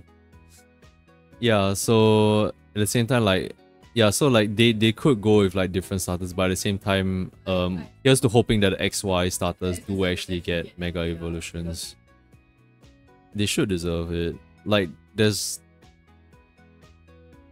Who are the XY starters again? Right. I keep thinking those... I keep confusing them with the black and white bunch. I keep confusing XY with black and white. Like, Chespin to me feels like it was a black and white thing, but no, black and white is snivy. And... Oshawott. And... Embor? I mean, Tepic, not a... Yeah. Yeah, and I just forget. Yeah. I think I did kind of like Chespin's design. I feel like if I pick, you know what, it's probably a very edgy and like kiddie childish thing to do, but like cause like, you know, Froakie will become like Greninja, and Greninja is such the edgelord and like the favorite for kiddos. But as a water starter, I think like if I chose it, would be cool. I would really like it if I had the chance to actually like pick Popplio as my water starter again. Sorry, not again, as I have never done that. But cause in Sun and Moon I was torn between all of the... Wait, hold on. Yeah, Sun and Moon was Rowlet, right? Yeah. Oh my god, yeah, Yeah, it's Rowlet. Yeah, it's Rowlet. Yeah, it's Rowlet. Yeah, Sun and Moon was Rowlet. So I think Sun and Moon starters were all my favorites. Like, I like their designs a lot. All three of them. But I had to go with Amigo. Especially because like that was my very first Pokemon game. I was like, I'll do the edgy thing and choose a fire type. And it was cool. It was a wrestler. Hell yeah. But yeah, so I didn't get the Poplio and the Rowlet. In the end, I didn't pick Rowlet again. I went with Chimchar in Legends Arceus. Wait.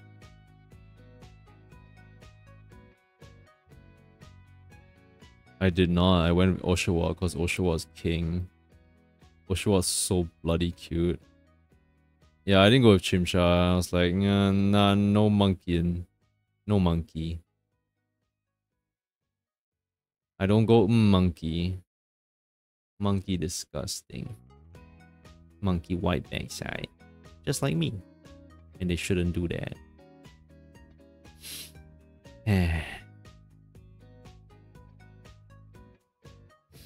That we are delicious. In dungeon. That's right. I don't know why I'm saying anymore.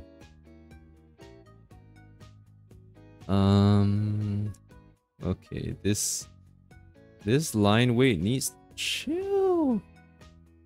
This line weight needs to chill.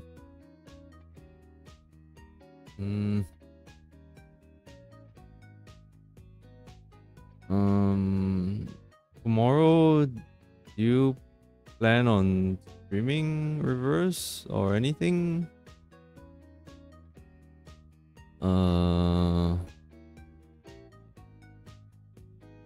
Yeah.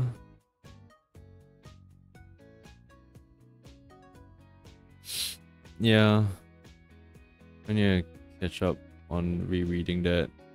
Whatever. Like. No, because it's so confusing. I need to reread that just to see if it does actually make sense or not. Or like I need to refresh my mind before the stream or something.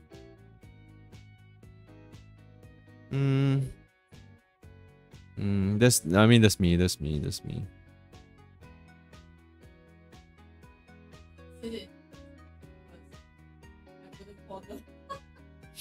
Oh.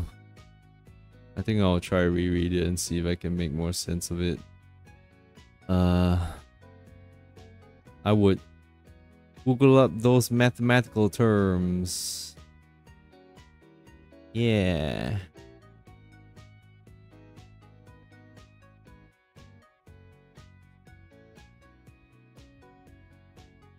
Oh, the ones that's like 7 days left or something? Yeah. Yeah. I will.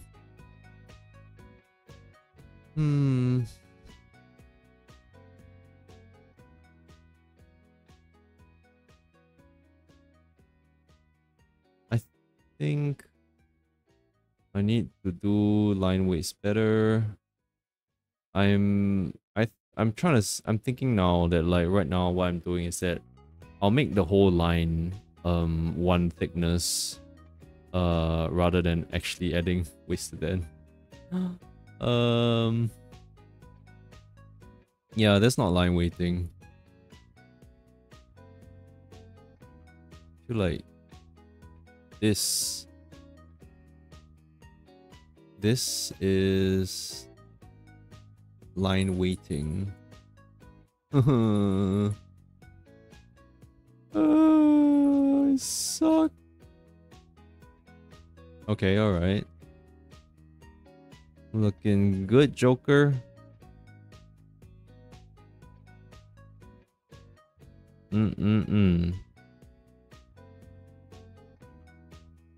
I can do that.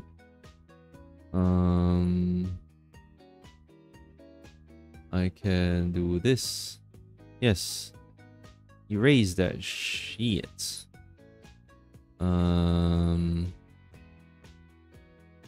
Plus, this is the edge. I do wanna. Oh, I can probably make it thinner. Yeah, I think increase the intensity of the weights. Because this is rounded, you wanna add line weights to give off the impression that it's rounded. Like, okay, where do I want the roundness to be? Here, right? Here. Okay.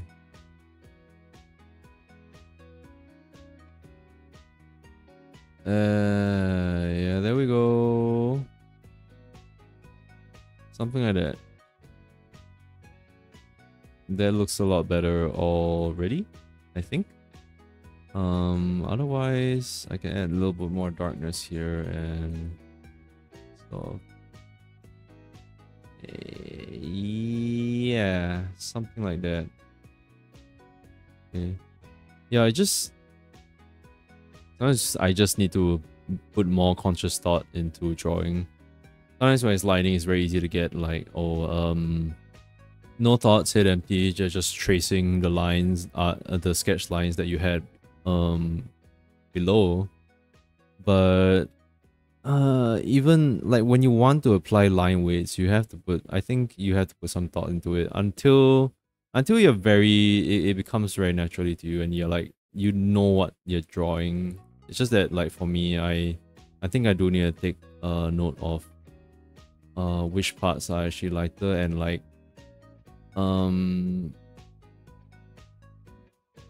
not making everything like look at this line, it's all the same weight. So I'm just here trying to clean up, make it less make it thinner. It makes the drawing far more fun to look at, because then your eye goes like there's a lot more fluctuations here and there.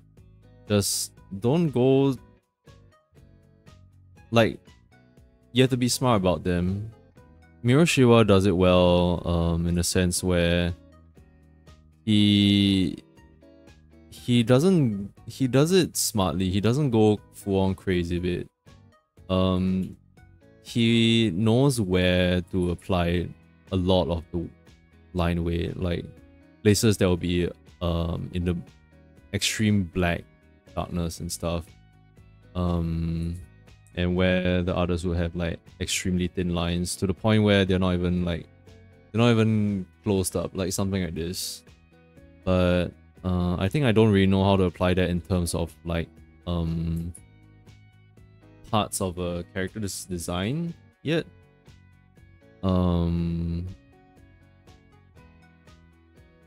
Yeah, something I need to make a more conscious effort of.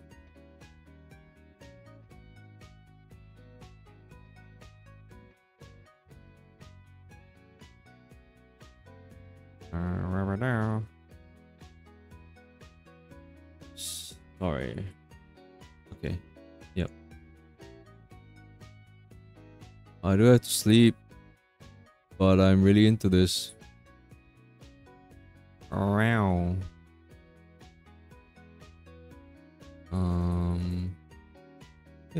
Put this part can be darker.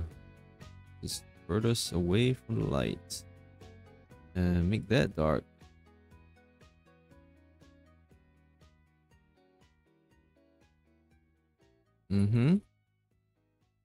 Round this off a little bit.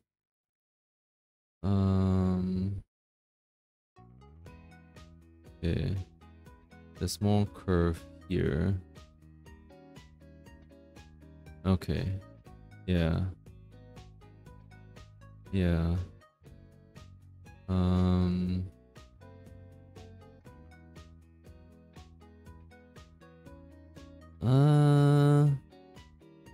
Okay, hold on. This part.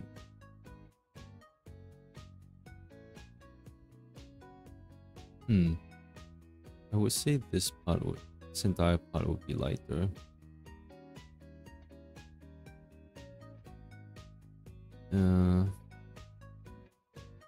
I guess when lining also, I feel like, especially for a back leg like this, I can afford to draw less details of that. Because it's all the way in the back. If it's right now, like I've sketched it out, right? It has the most concentration of detail here compared to the thigh, so it's actually drawing attention away from it. Not that I want the thigh to be in focus, but the things I don't want it to be distracting, especially since like it's even more concentrated than say the fist, and her arm, for example. So I can afford to, since it's far away in the distance, I can actually do less intricate lines here and like less details. What I can do is I can actually put in just outline if I want to, and just put the colors in and all that a day, and I think that should be enough. What? Watch me draw. Yeah.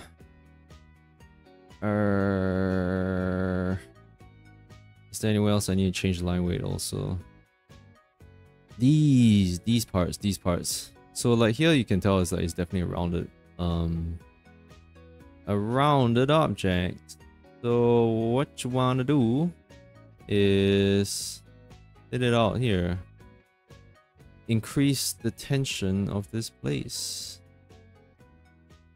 Yeah, create that contrast. So it looks like it's tensed up. It's kind of popping out. Right? That's what you want.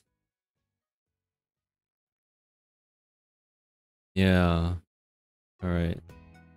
Yeah. Is this fine tuning that I need to do? I think, yeah, the line doesn't have to be that thick. I can put the line thicker here because it's further in the back if I want to give off the impression, you know, this is in closer to the light than it is at the one in the back. I might be spouting bullshit, but it's fine. This part. Oh no. Okay. This part is really close to the light. Start from here. Work our way down. I think the tip.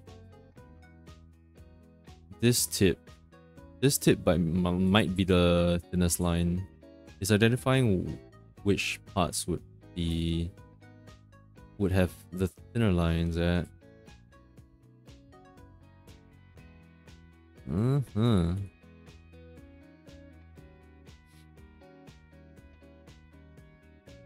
And I think right before that, having a thick line here would be kind of interesting. Just to sort of create that harsh shadow that's coming from this plate, armor plate. In a way. I can do that better. I can do that. Oops, sorry. Oh, we.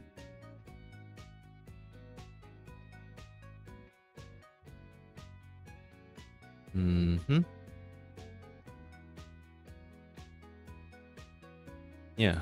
Okay. And I can thin out this part. Maybe not to that extent. Right. Yeah, so one thing that I may have to look at again and take note of is that this part, say for example this part is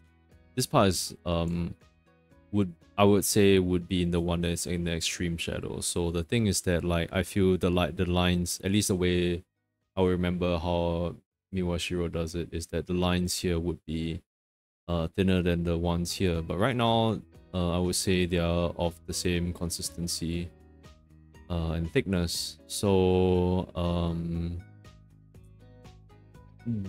that depends. I'm very scared of making the lines extremely dark over here and I'm not sure. That might be fine. It's if the lines are actually thicker there, I would say maybe making.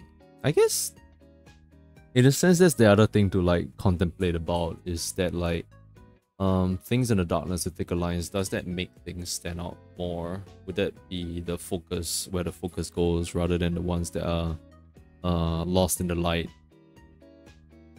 Oh, loud sounds coming up.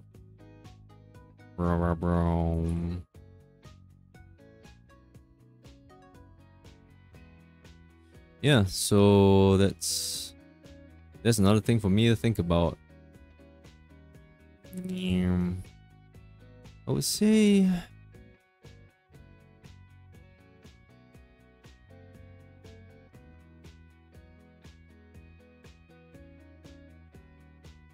yeah, like you see what happened there. Try to cast your eyes upon ye boobums. This part didn't used to stand out that much. It's like everything's out in the light and stuff. But like there is some shadow here because I placed the light such that like this part would be in the shadow of this booba. So then I created some thickness here, and I think it actually makes this pop out far more as a round object, you know? I hope y'all can see that. Cause I saw it and I thought, ha, genius. Genius. So I guess I am making the belly button thing here, at least. Even though I shouldn't. Yeah, like I say about the belly button thing, but here I am like adding a booba for. I feel like what have I done? What have I done? That.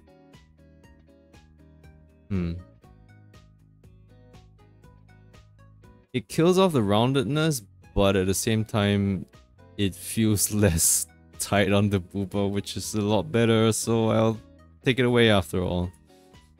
Whatever. Whatever. It's fine, it's fine. Stop worrying about the booba. Booba look good.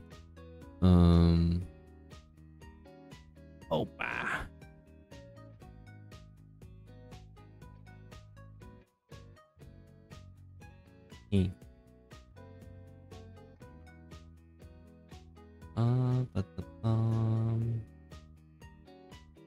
I am kind of wondering if the lines here. Okay, no. Yeah, I have to remember that. Like, I didn't show this in the block-in, but this part would be in the darkness because of the arm right in front of it. And the shadow here would be much sharper because this object is really close to it.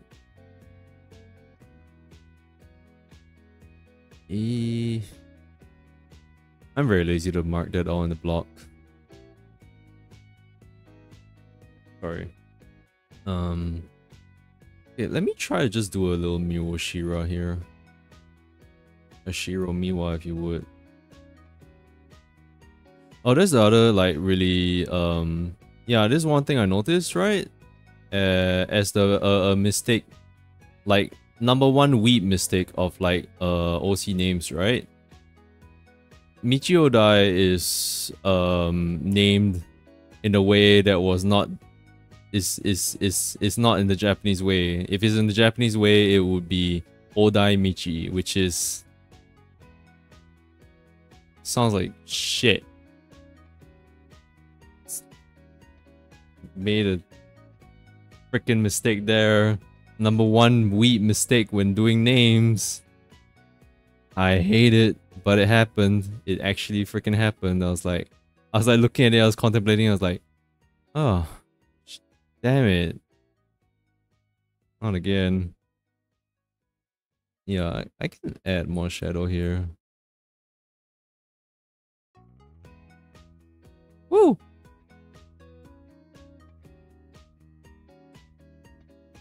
Shadows and light. Wiggle, wiggle, wow. This. Gonna make this thinner. This light thinner. This line thinner. And there we go. Okay.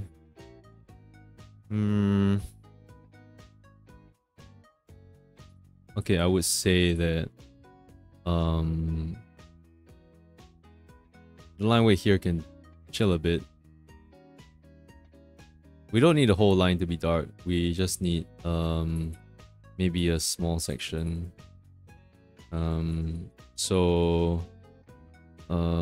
I think okay, maybe this part can chill a little bit as well.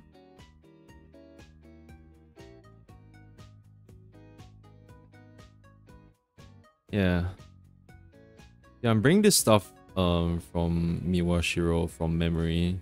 I don't have any of his art right now on screen because I don't have a second freaking monitor. I mean, I do have it now, but I don't have the cables for it yet. Yeah, it just comes from observation. You can learn how to do this. Like, look at a piece of art, stop thinking, how do they do this, how do they do that, that kind of thing. Sometimes you just gotta try to see if you can find the answers out on your own. I'm sure there are some videos done by... I remember Wacom did have those videos of Japanese artists illustrating, and those are really interesting to watch. You can go check them out. I'm pretty sure Miwashiro was in there with one of them as an artist. So you can observe how they do certain things. And that's why sometimes I can, if the manga drawing like panel looks really good, sometimes you can just stare at it for quite a long time. Sometimes I'll just stop and like be like, oh, what bone did they actually put here on this? Yeah. I don't know much about like the process of manga. I didn't watch the golden standard anime of manga creation, whatever it was called. I forgot what it was. Somehow I felt like you watch it. No, like there's manga about manga creation. Yeah, that.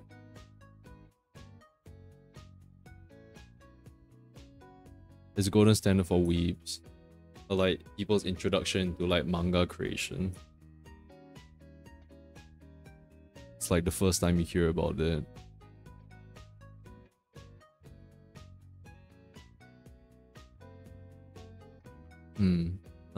I can increase the shadow here. I think it's really cool if I do. This, you gotta choose what is the deepest, darkest spot. And then, what if I do this? Yaha! Okay, that's kind of popping out a lot. Do I want that? Sorry, stinky burp. Yeah, I'm sorry.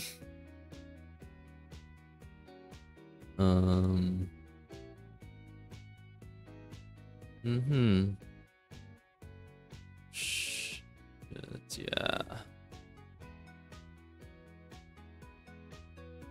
I wish I could play Accessories, but like at the same time,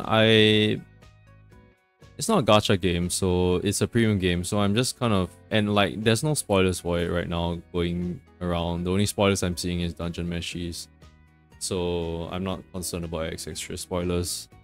Now what the fuck me? Bitches! The hell? It's uncalled for aggravation. Yeah, so I'm not exactly worried about it. Um. Hmm.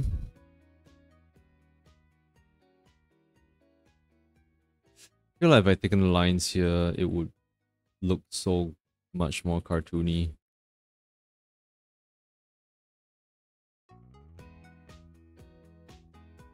Maybe it's alright. I think it's alright. I think it's alright. I did not draw the line here. Yeah, so I'll do some research up on it. I really want to hit that press button to start on the X Extra stream, like game screen. I want to stream it and like show off its beauty to you guys. I think it's a very beautiful game. I've never seen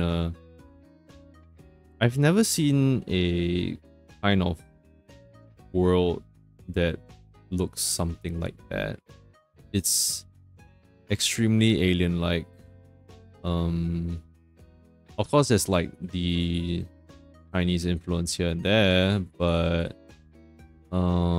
that I feel like that's a personal preference for them.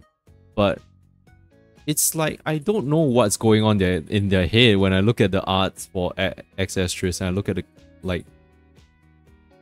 It's like I stepped into an art museum, like those contemporary art museums and stuff, and like I have no idea what's going on. It's like here's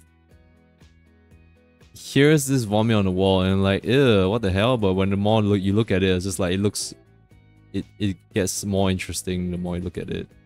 And it's like, oh, what was the thought behind this part of the vomit, the artist's vomit, that kind of thing? Did he choose to eat turkey so he could spur it up like that? I think, I don't know, it's a stupid analogy, but yeah. I don't know what's going on in their heads when they design stuff for X Astris. It looks really interesting,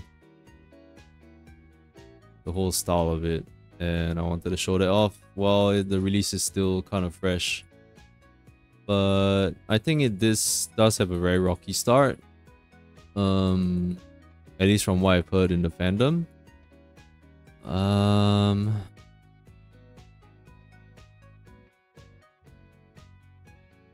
I still really want to play it.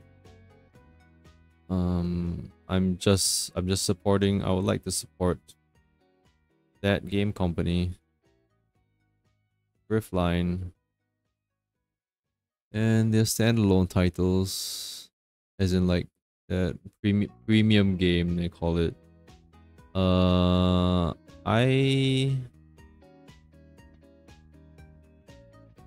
Yeah, there's not a lot of premium games that or at least I have no idea how successful premium games are on the mobile game market. So I just would really like to support it. Show some support for it.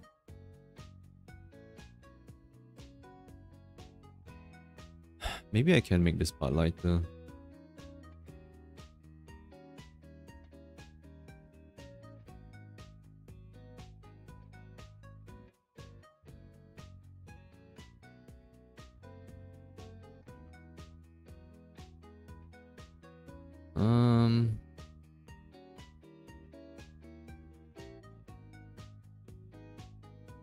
Would it be the lightest part?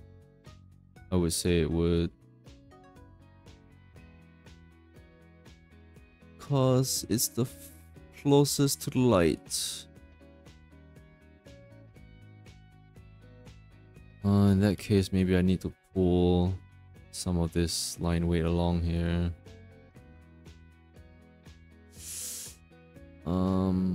Something like that.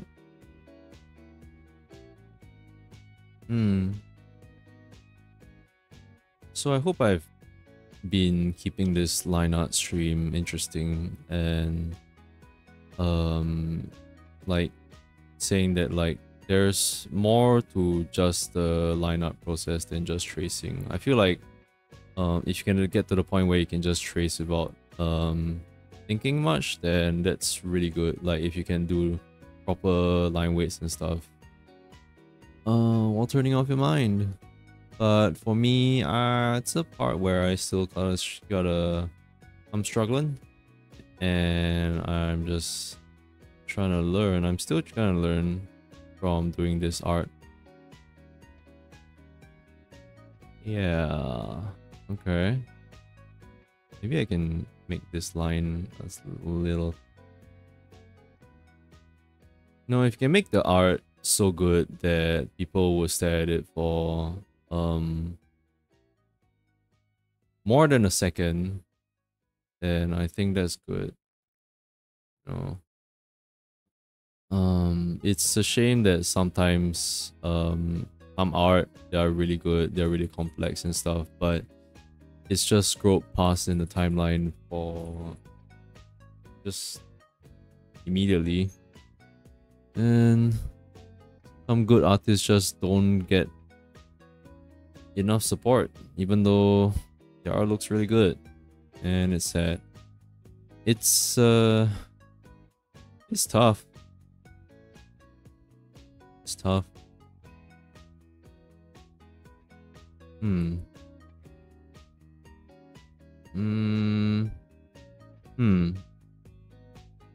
I think this can be even lighter.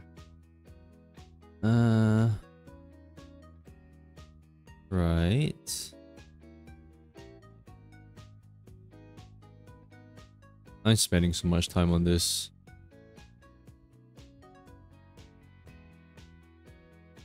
I need to add more line weights here, I guess. Technically, this is... Actually, no. Actually, I'm confused now. I'm like thinking like, is this a plate that sits on top, or is it a plate that is just embedded into this one? Blarg. I feel like it's I drew it as something that's embedded. In that sense, then it might not need that much shadow here.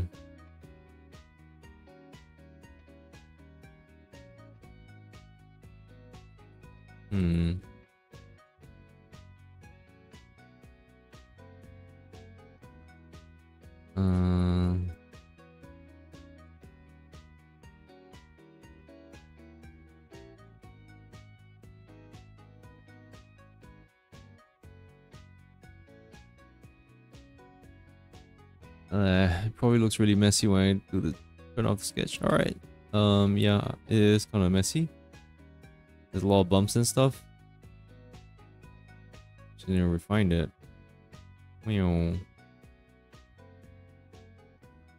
Line art is the... Sorry, is crux a good thing or a bad thing? I always get confused with like... No, when you say crutch, then that's... good. Alright. Oh, I mean, but either way, what I mean to say is that like, I feel that line art is what makes me kind of suffer when I'm trying to animate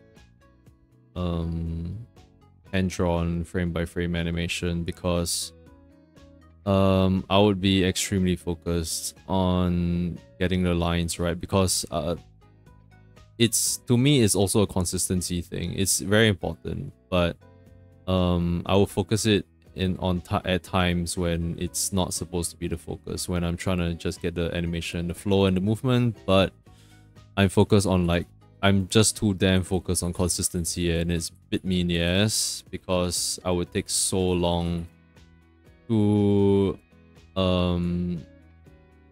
I'll take so long to just finish animating, because like even just the basic movements, and that will just slow down the entire process because I'll have to line it all over again anyway.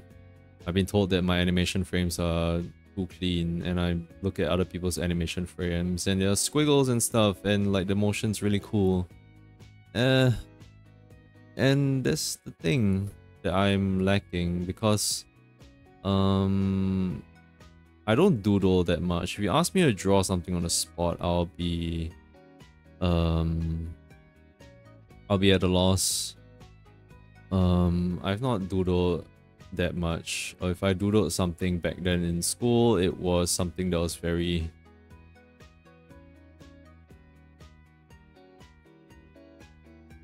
something that's not so substantial.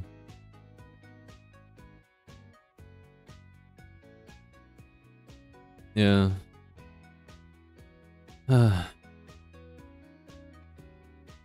So I'm jealous of people who can doodle stuff very easily. So I'm hoping that's what I can do with Michi, you know.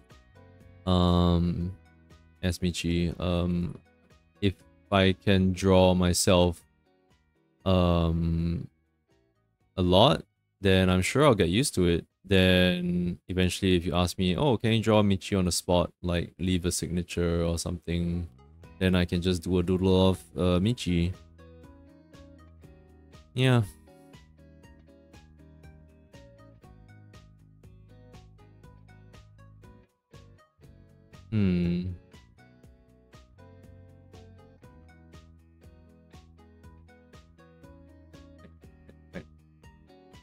What are you slurping?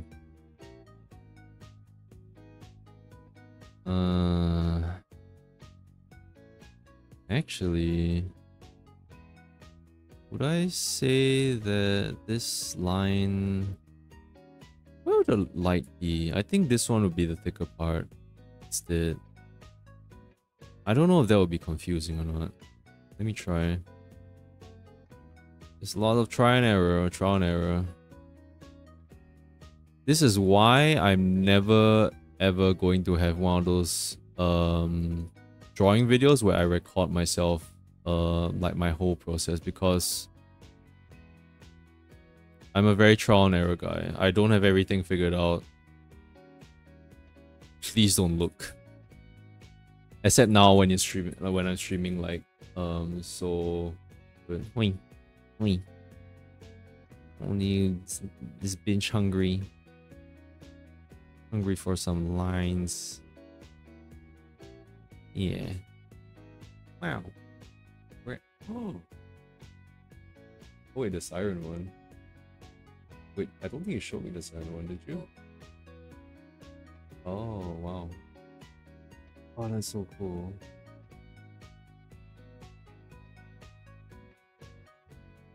I mean, if you do the flip, then if you did the flip, then it makes. I mean, I guess the like the thing that like you don't know whether it will turn out good is like the colors and like how it will look like and stuff.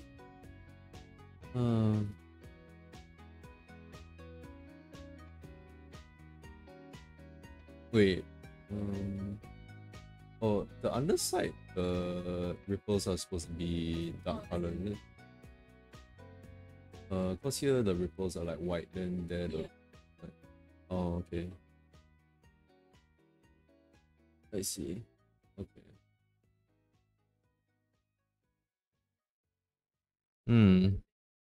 Wow.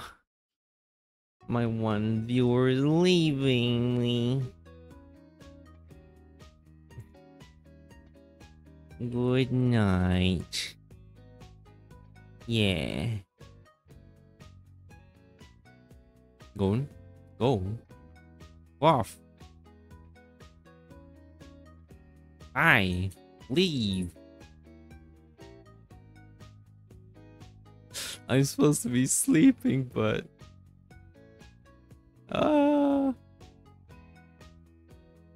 mean, I think I can just wake up later than usual the next morning, I mean. I should sleep soon. It's 12:41. 12:41 here. Wow. Boob on screen. Meow, meow.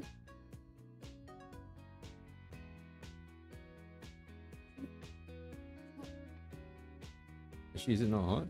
Not hot, actually. Yeah, the light's not hot. I was gonna yeah, so for X Asterisk, I was also worried that like will it get extremely hot, and like if it gets extremely hot that the Swagger's gonna play Monster Hunter or something like that. But in the end it didn't even happen. So screw that. Why worry? Okay. This part.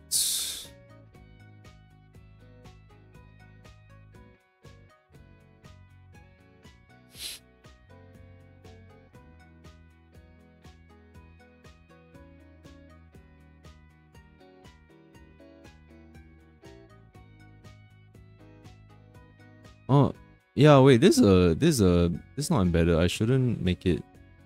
I should make it slightly thicker actually. Not that thick. But yeah, alright. Because it's still something that's in the darkness. The darkness, Harry. Why'd you put it in the goblet of Harry?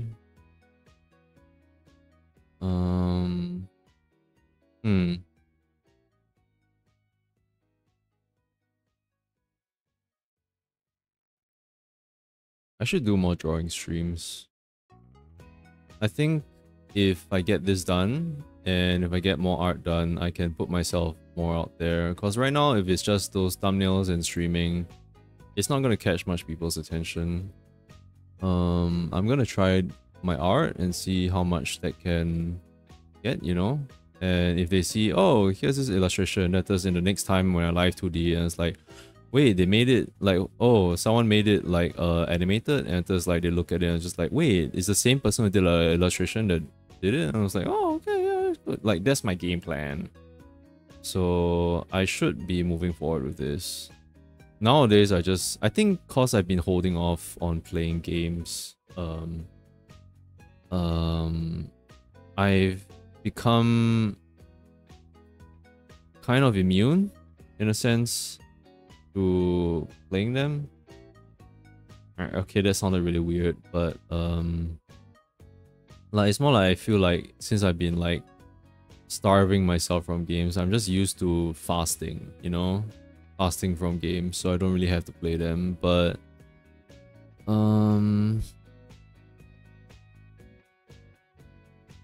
we'll see. I feel like there's a lot of games to play, but at the same time, there is a lot of work to do as well. And throughout the years, I've been playing more than I have been working. Yeah, it's kind of weird that the line weight here is thinner than the line weight here.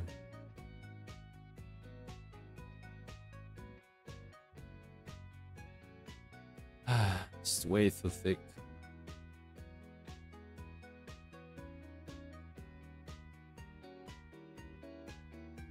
Maybe.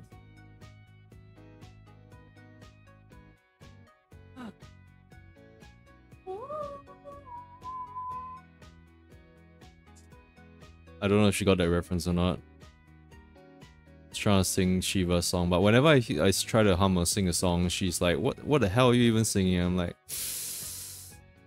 I guess I just have no talent in music or song.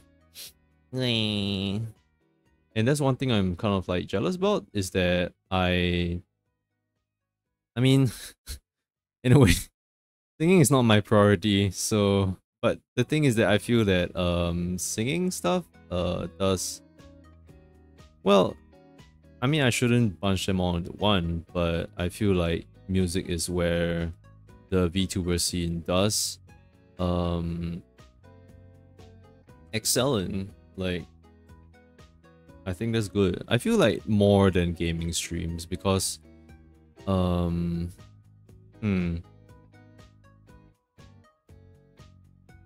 know why. I think it's just it came from the Utaite and Vocaloid era, and since VTubers have come into existence, I feel like that era has pretty much been revived and rejuvenated.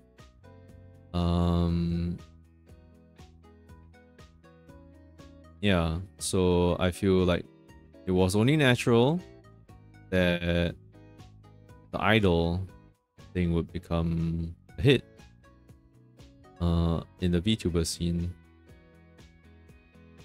And they are the biggest VTubers there are. The Idolu.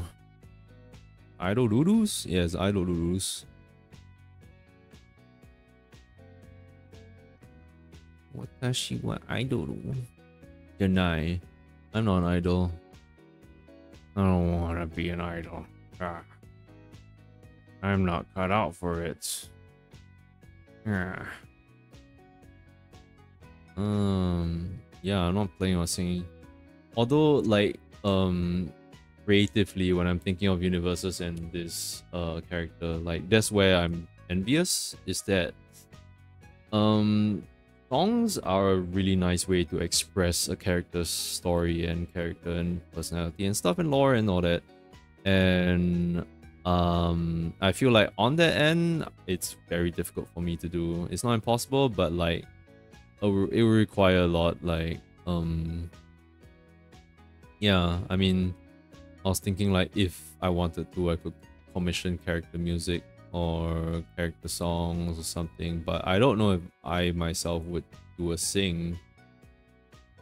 No, with this voice, nah.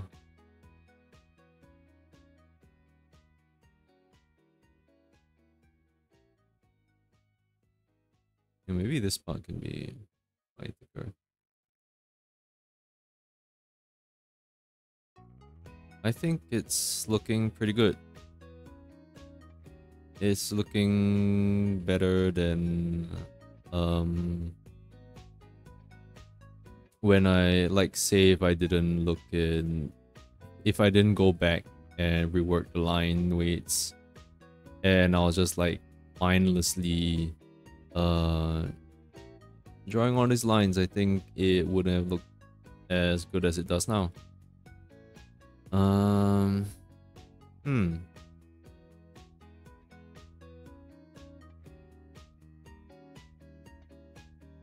Should this have more?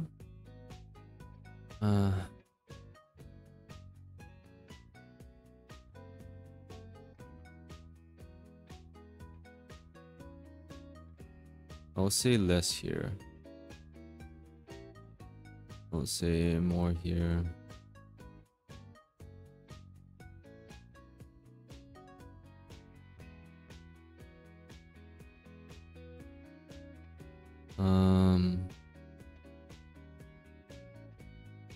Now this is Shiro Miwa style. He does extreme big blotches of like black.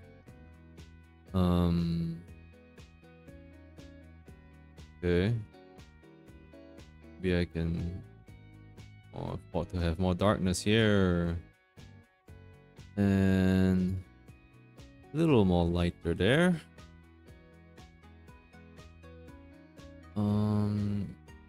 Yeah.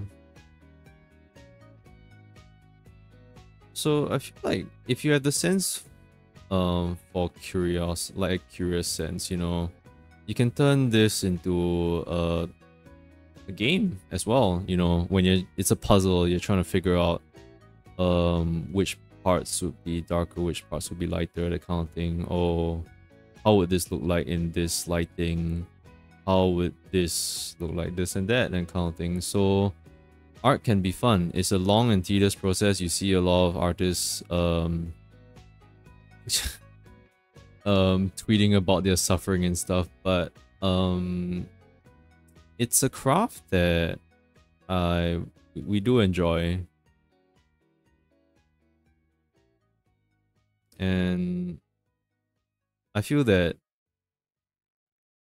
if you feel joy in doing it, that's a good thing. And I feel like at the same time, it shouldn't be something that outsiders take advantage of. Like, say, the older generation saying, oh, you're doing something you like. It must be good, that kind of thing. Oh, it must be easy. But it's not. There's so much to it. I had to go to a whole university for it. There's a lot of schools for it. It's ever since ancient times, it's been a different craft. It's so much more difficult than what they're imagining in their heads. And I think a lot more people need to respect art and its process and what it stands for. Do not take art for granted. It can be something more, even though it seems very simple.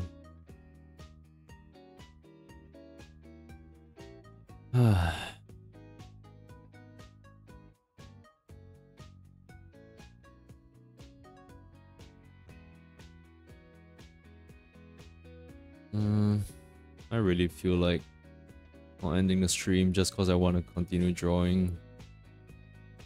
Oh my god, bro, you gotta stop.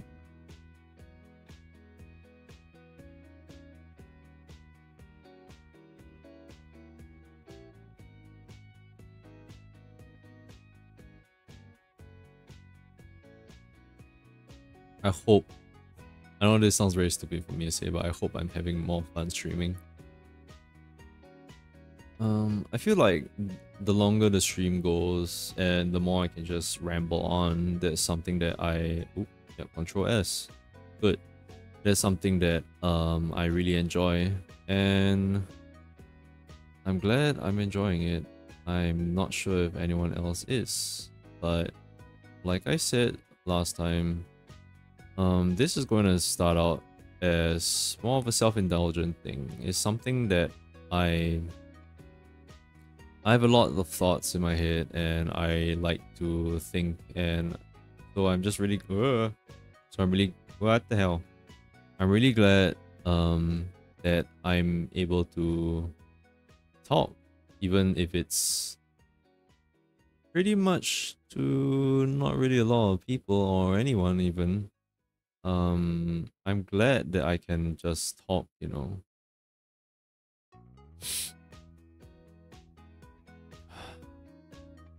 Even if it's just friends, I'm glad that they like Michi's design. And yeah. This part is bugging me. It's like a... Okay, I should just treat it as like the embedded thing, right? I shouldn't put that much shadow into it.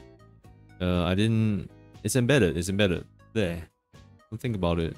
Don't think too much about it. Oh, actually I want to add more. Be daring. Add more darkness here.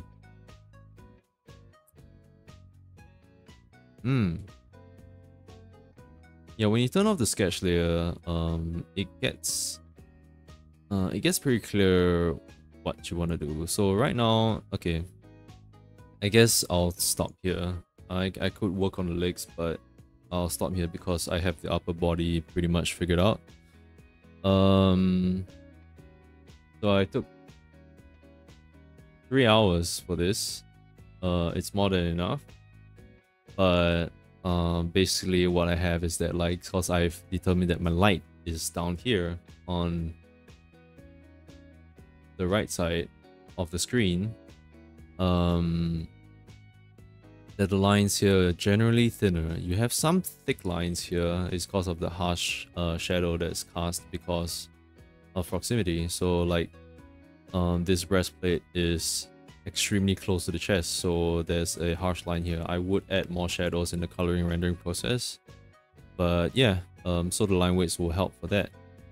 There's a lot more light coming down from under the side here. I hope that the curvatures and stuff is translated well enough. This is extremely thin lines. In fact, I'm very tempted to make this even lighter, but the thing is that it's still a plate that's above this breastplate, so there would be some shadow here as well. Yeah, and the part with the darkest shadows would actually be over here, further away from where is it? Further away from the key light here. Yeah. So key light from here. This is the furthest away. Add more shadows, block that in. This is closer to the key light. Make it lighter. Chill a bit on the thing. Just saw blastive light. And I'm happy with what I've done with upper torso. It took 3 hours. I take a very long time to go through things. I'm a fucking tortoise. But I'm having fun, going slow and steady. And I may not win the race, but I'll eventually get there, right? You know, it's gonna take a long time. But I'll reach there. If I keep at it, I'll be there. I'll be there. Now the worrying thing about it is that like right now I'm doing an illustration. This is gonna be hell to cut. I have no idea how I'm gonna cut this actually. Because 2D Dragon has come up with a new video on live 2D illustration animations, and I would actually like look at that.